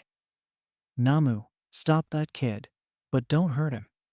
The Namu obeyed and rushed in front of Izuku, blocking his path as it grabbed onto him in a vice-like grip. Izuku struggled before looking up at the creature's unblinking empty eyes, and that's when he froze, his body beginning to shake. No, it can't be not you. Anyone but you. He remembered the creature, the dark pit he was thrown into by the scientists, the overwhelming hulking figure that pounced on top of him. The order from the scientists. The feeling of a thick, unpleasant rod entering inside him, his insides feeling like they were on fire. The state he was left in after it was pulled out. The countless times it was repeated. And then he swore he saw the creature's jaws shift into an evil smile. No! Izuku suddenly erupted into bright emerald flames, causing the Namu to shriek and back off as it let him go, desperately trying to extinguish the flames licking its body. Tamura turned from Aojiro to see his weapon in pain and saw the distressed look on Izuku's face. What the foo? Oi, handjob. Tamura barely managed to dodge an explosion and rust away several knives. He then looked up to see Katsuki, Himiko and Aijiro standing between him and his little cousin. Hana, Himiko called out. What's? Brother, he's Hana said, like she was in a trance. Katsuki, not taking his eyes off Tamura, gently asked Izuku. Hey R. Izuku managed to point to Namu, whose stare never left his form. Suddenly, Himiko and Katsuki realized what was going on. They turned to glare at Tamura with all the hate in their bodies. Where did you get that? Suddenly, the ablaze Namu was engulfed in ice, and a streak of lightning pulled Tsuyu and Minta away. California smash. A fist met Namu head-on, and from which an upwards tornado tore through the air. Melissa and Shoto now joined the group, the girl rushing to Izuku and feeding him something. We're here, Izu. It won't hurt you. It can't hurt you anymore. Shoto added, recognizing trauma and the realizing that the creature was suddenly healing. Not again, Izuku begged. Please, not again. Haim, icy hot. Get them out of here, Katsuki snarled as he rushed the regenerating Namu. Before anyone could demand otherwise, Melissa took Himiko into her arms as Aijiro and Hana did the same for Izuku. Todoroki, Aizawa started, only to be attacked by Tamura and have his nose begin to rot. However, Shoto was quick enough to make an ice bridge and rush towards the main entrance where the other students were beginning to gather. Do, Fuwook. Izuku snapped out of his trauma, looked to see a horrifying sight. On top of Mr. Aizawa, now being a bloodied mess, Katsuki had just received 2 punches from Namu and was rolling on the floor, barely awake and struggling to stand. "Izuku," Melissa called out. Izuku briefly looked back at her. Then Katsuki. MHACS. Namu marched over to Katsuki Bakugo, who was cursing and groaning as he struggled to get upright. This was made even harder by the fact one of his arms was dislocated from the socket, and his vision blurred and reddened. His mood was not helped by the fact that Namu was regenerating from the explosions he had unleashed. The Anti-All Might was living up to the hype, and now towered over him, raising both of his fists for a killing blow. So you could imagine his surprise when the artificial human suddenly faltered in its steps and turned away, before letting out a scream. Izuku had crossed the distance and leapt onto the monster. His fists engulfed in flames, and he buried his claws into the monster's flesh before unleashing a torrent of flames onto Namu's brain. Hence the scream. Namu abandoned Katsuki and tried to slam Izuku off it. But the draconic boy's grip was strong. "I'm not running away anymore." Namu screamed in rage as it finally tore Izuku from its form. The dragon boy correcting his movements and standing in front of his friend and the injured teacher, clapping his hands together and then slamming them onto the ground to create a barrier to keep them safe.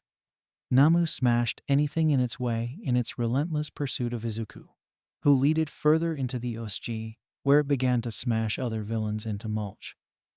The draconic boy managed to spark his fists aflame, but they did little damage and the monster advanced.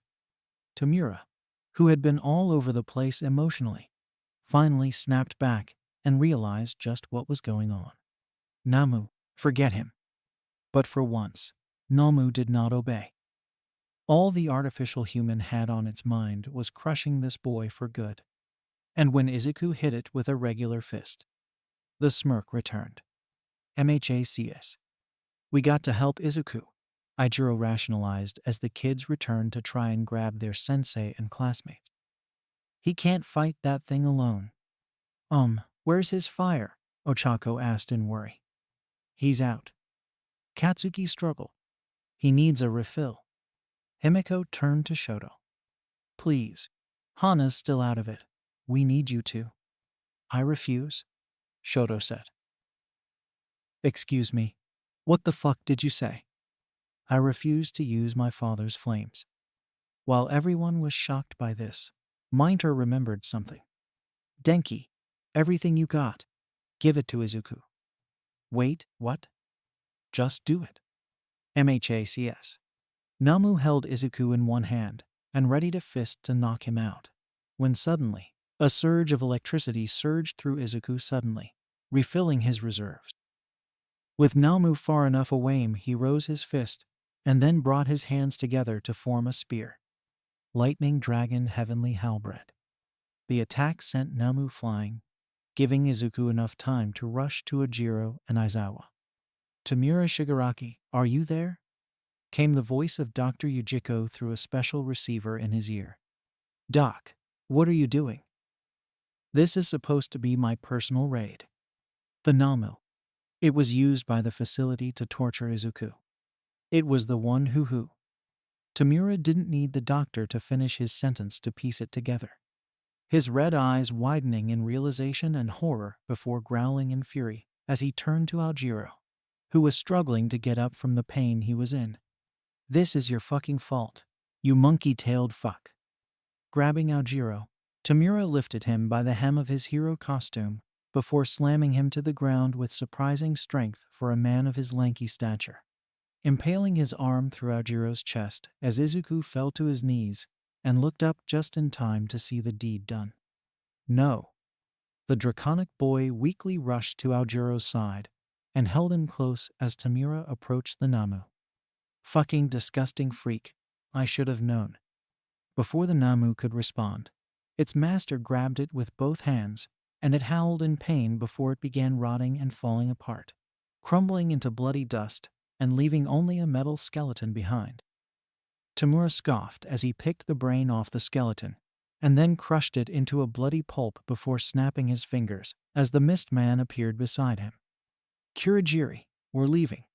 We've done enough damage. Are you sure, Shigaraki? The now named Kurogiri asked.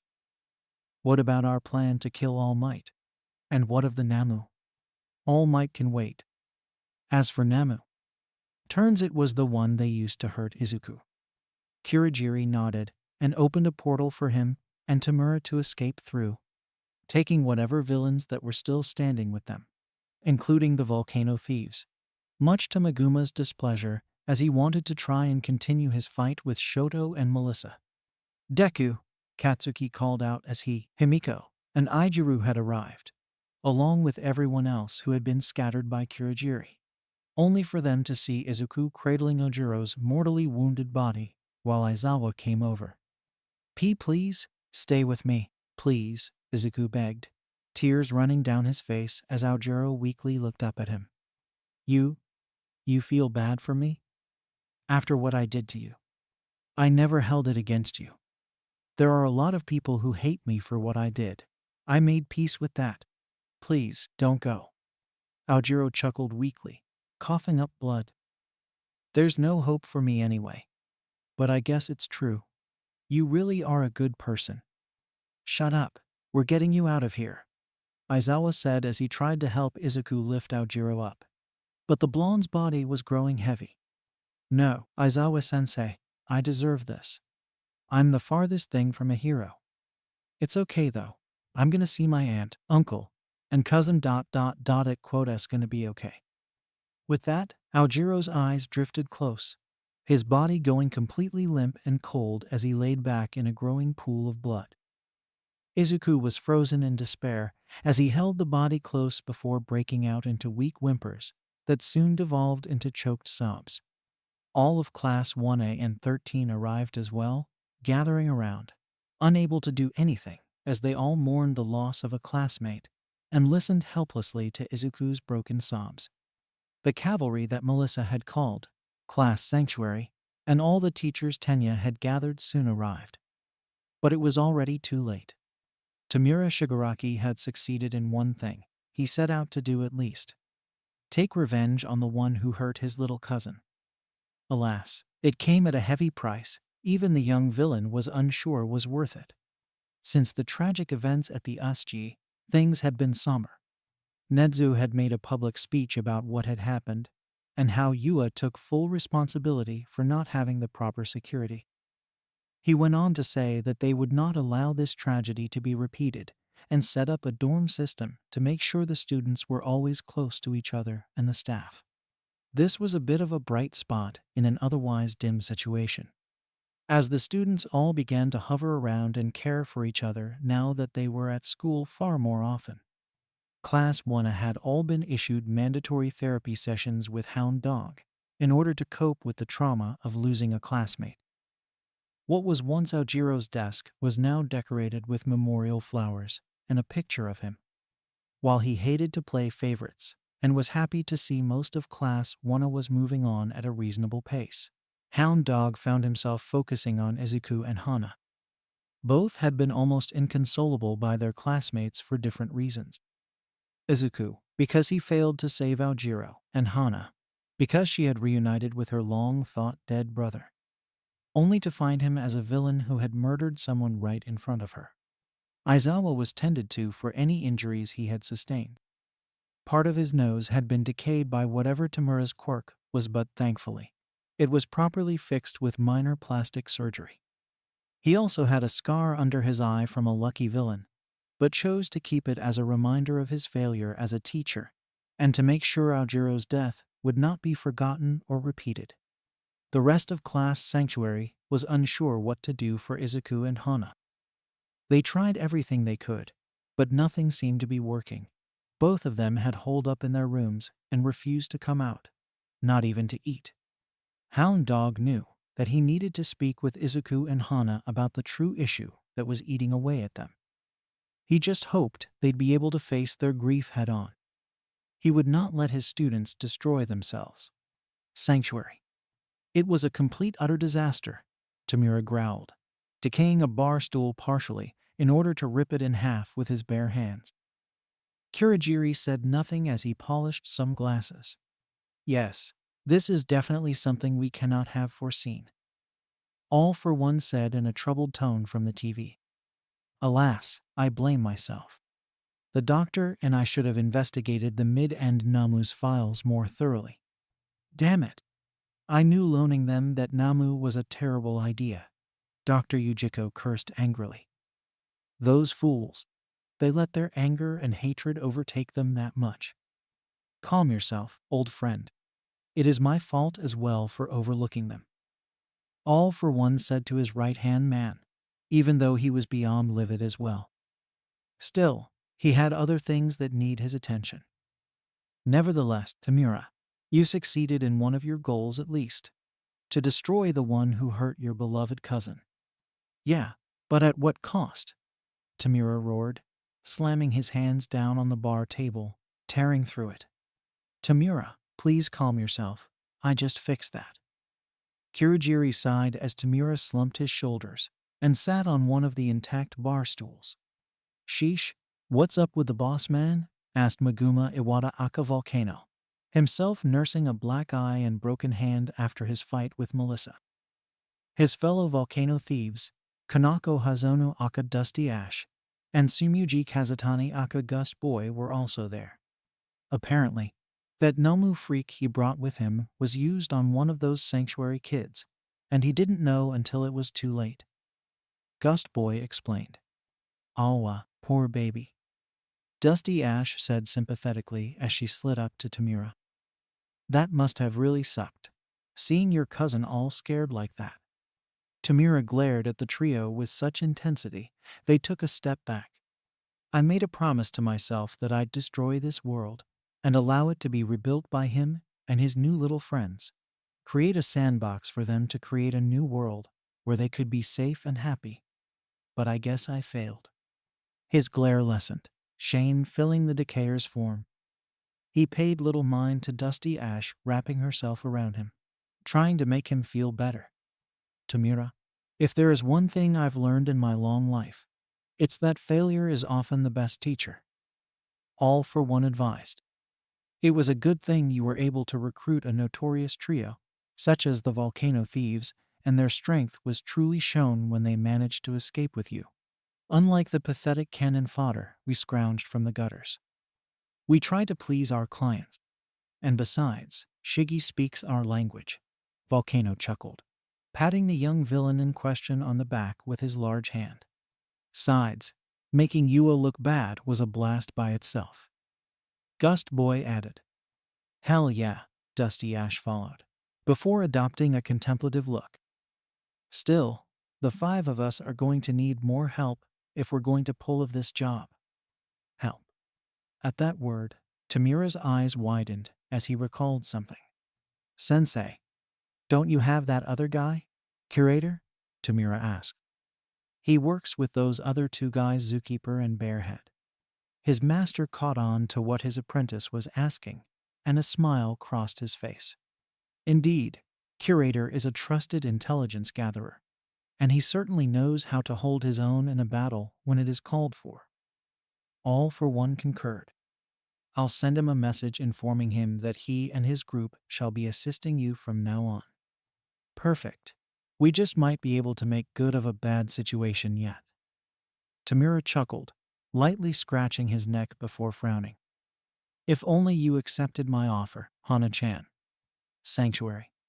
It's been 3 weeks now and they still haven't come out of their rooms, Luz said sadly as the sanctuary kids were in the main living room of their dorm.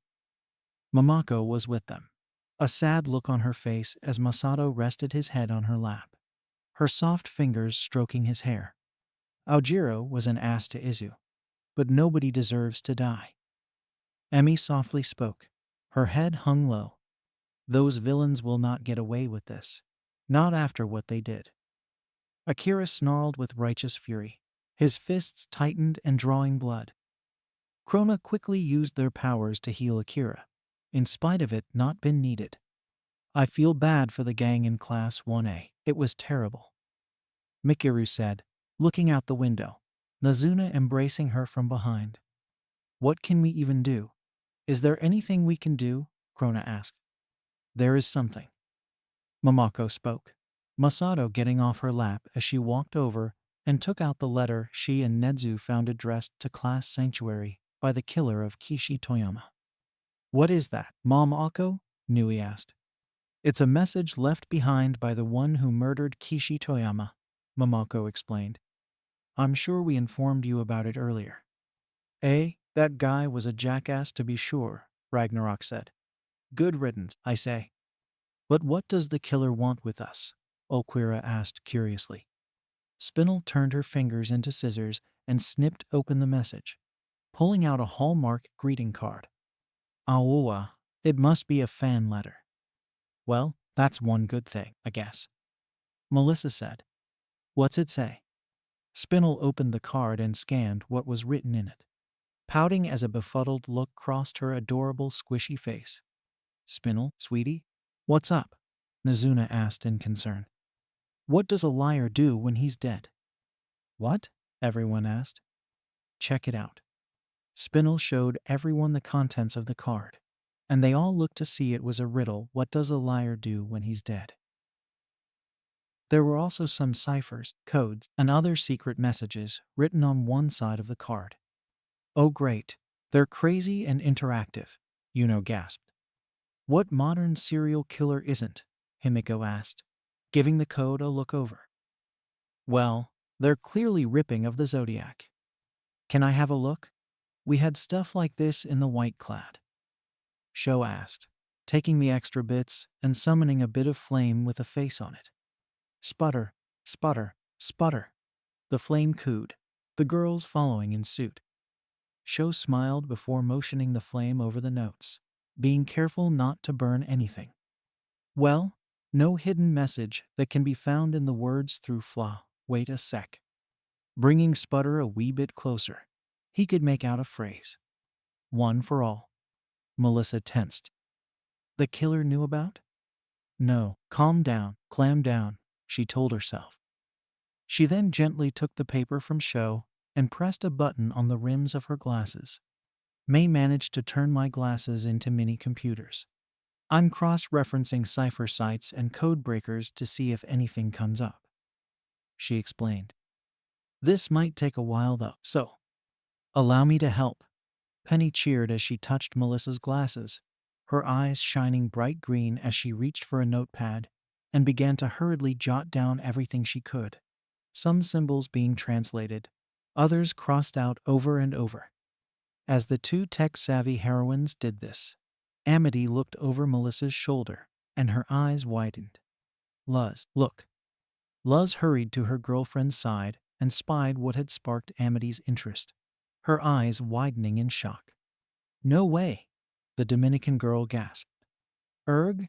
T asked in concern.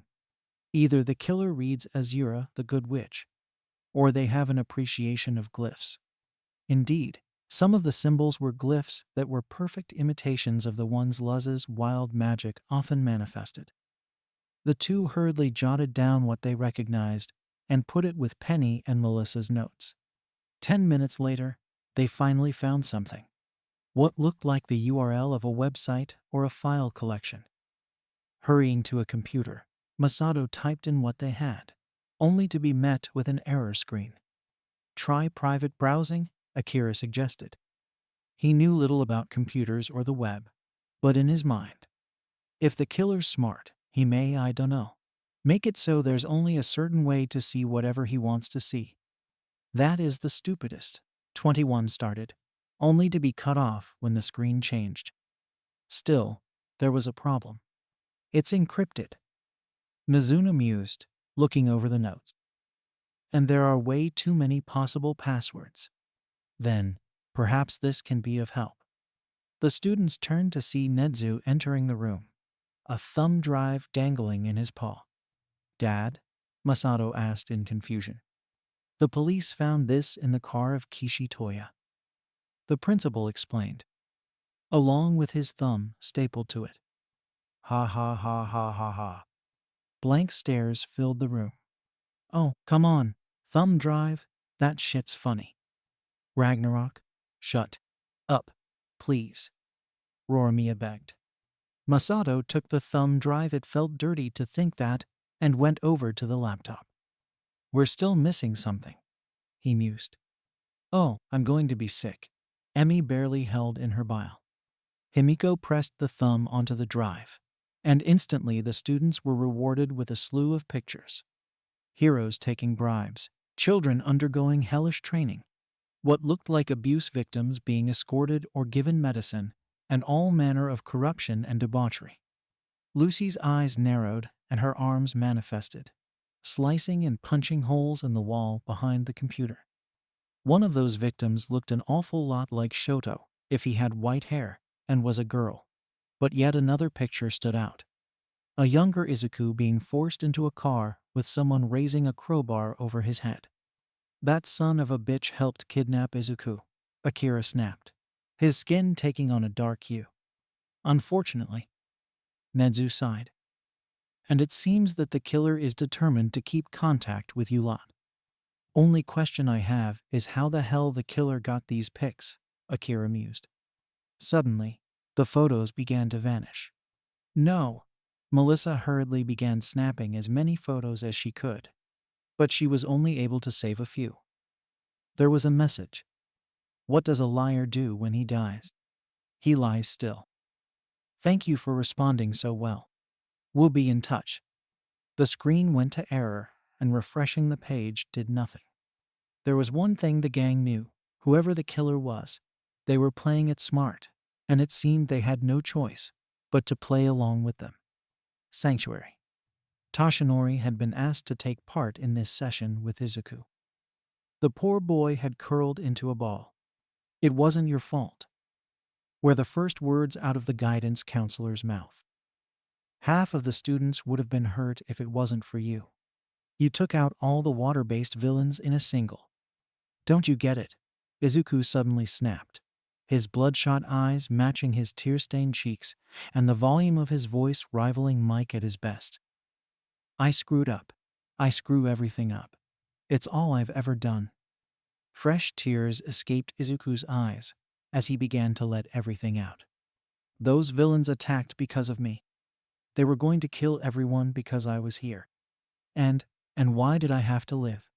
I don't have anybody, Toru. She loved Aojiro. I could tell. I could smell it. Oh yeah, ever since the whole dragon thing happened, I can smell emotions on people, and Aojiro. He didn't hesitate to fight, no matter how outmatched he was. I thought for once, just for once, I could do something. Be the hero I dreamt of being, or at least get everyone to safety. I have the power to be, but the minute I saw him Izuku fought the urge to vomit before Hound Dog hurriedly handed him a pail. What little food Izuku had in his belly was soon in the pail, and he gasped in pain as well as air.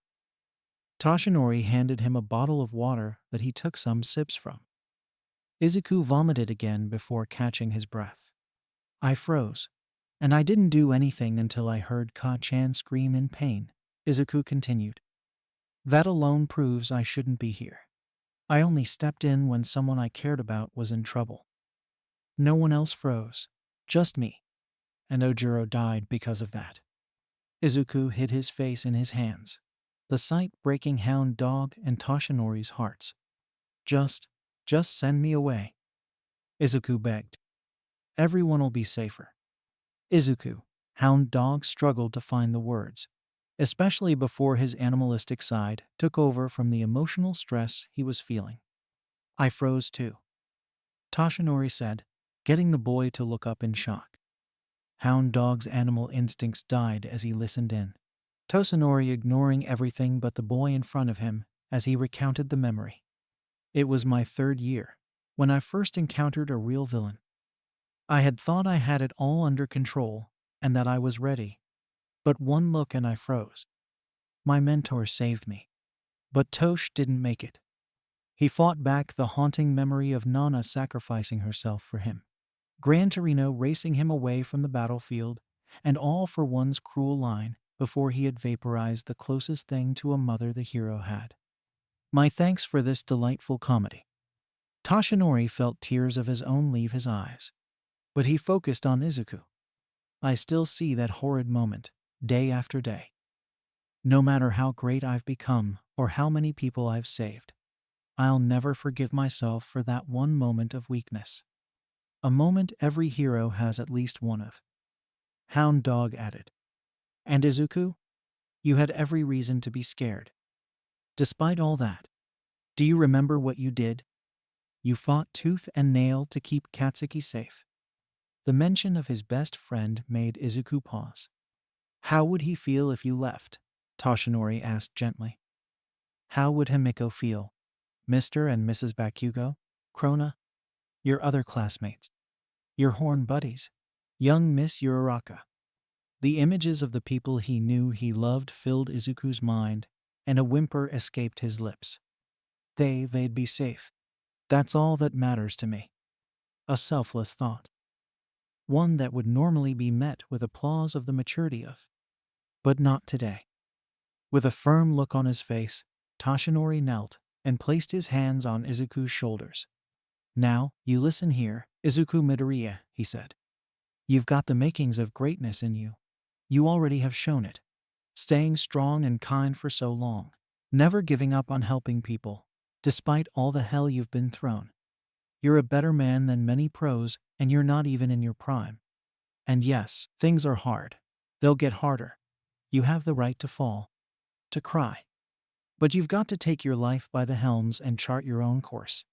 Don't be me, another pro, or what you think the world needs. Be Izuku Midoriya, because it's not the fire starter, not Deku, or whatever title the world has flung onto you that'll be seen. No, it's Izuku Midoriya is the one who will one day show the world what he's made of. And when that day comes, by Jove, I pray to God, Kami, Allah, or whatever higher power exists up there that I'm there, seeing the light coming off you that day. Izuku, tears stinging his eyes yet again, simply hung his head onto his mentor's chest. Toshinori didn't hesitate to take the boy into a hug. There, my boy. It's all right. It's all right. He cooed, gently picking the boy up. Let's get you some shut-eye. Taking Izuku into his arms, he paid the other viewers no mind. Aojuro's parents had been called in to view this session through a one-way window. Their cheeks were stained with tears of their own. Hound Dog escorted them out of UA and handed them a piece of paper. When you get the chance, and he feels better. The two wordlessly nodded before leaving. Sanctuary. Hana's session did not go so well. The girl had not been sleeping well, afraid to go back to the last memory of her brother if she did. When she recounted the horror that had been Kotaro Shimura, Hound Dog had to bite his lip to the point of bleeding to keep from going feral. Grateful Toshinori was not there here. I was scared, Hana bawled. But I was the big sister. It was my job to keep him safe. I should have been the one who, I should have done something. What would you have done? Gone out sooner. Stayed with Tenko. I don't know. Just anything. I should have been the one who. No. The guidance counselor cut in. You didn't deserve any of that. Yes, I did, Hana screamed. I threw Tenko under the bus. I was the one who made everyone come after him. I should have known he'd never had intentionally. She began to sob into her hands. And now, I have more quirks and powers than anyone else. I could have stopped the whole thing. I don't know. I still don't understand half of these things I can do. But someone died because of me. Again, Sensei. Hana whimpered. I need help. Hound Dog offered Hana a tissue before saying screw it and hugging her. She wept openingly for an hour before falling asleep. Hound Dog then went straight to Nedzu and requested he be allowed to look after Hana for the 2 weeks leading up to the sports fest, along with having a quirk expert come in to help the girl understand her powers. Nedzu had already arranged for it.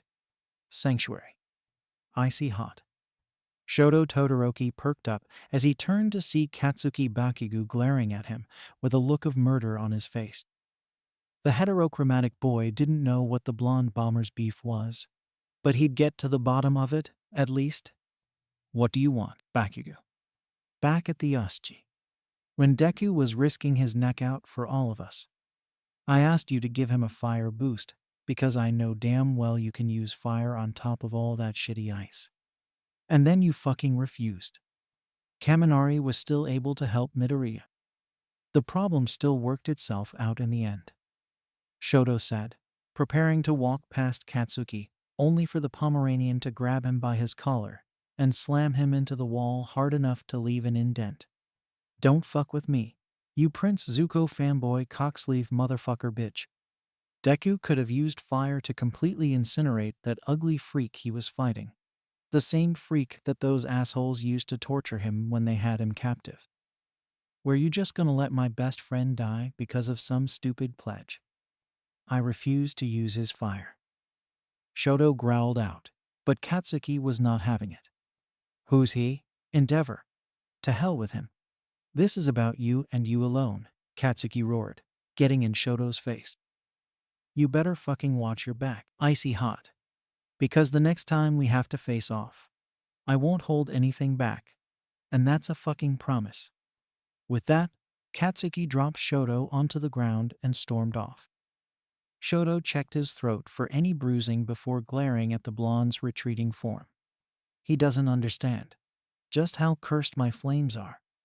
Unknown to the son of the #2 hero, a certain hobo-looking teacher had seen everything and was not impressed.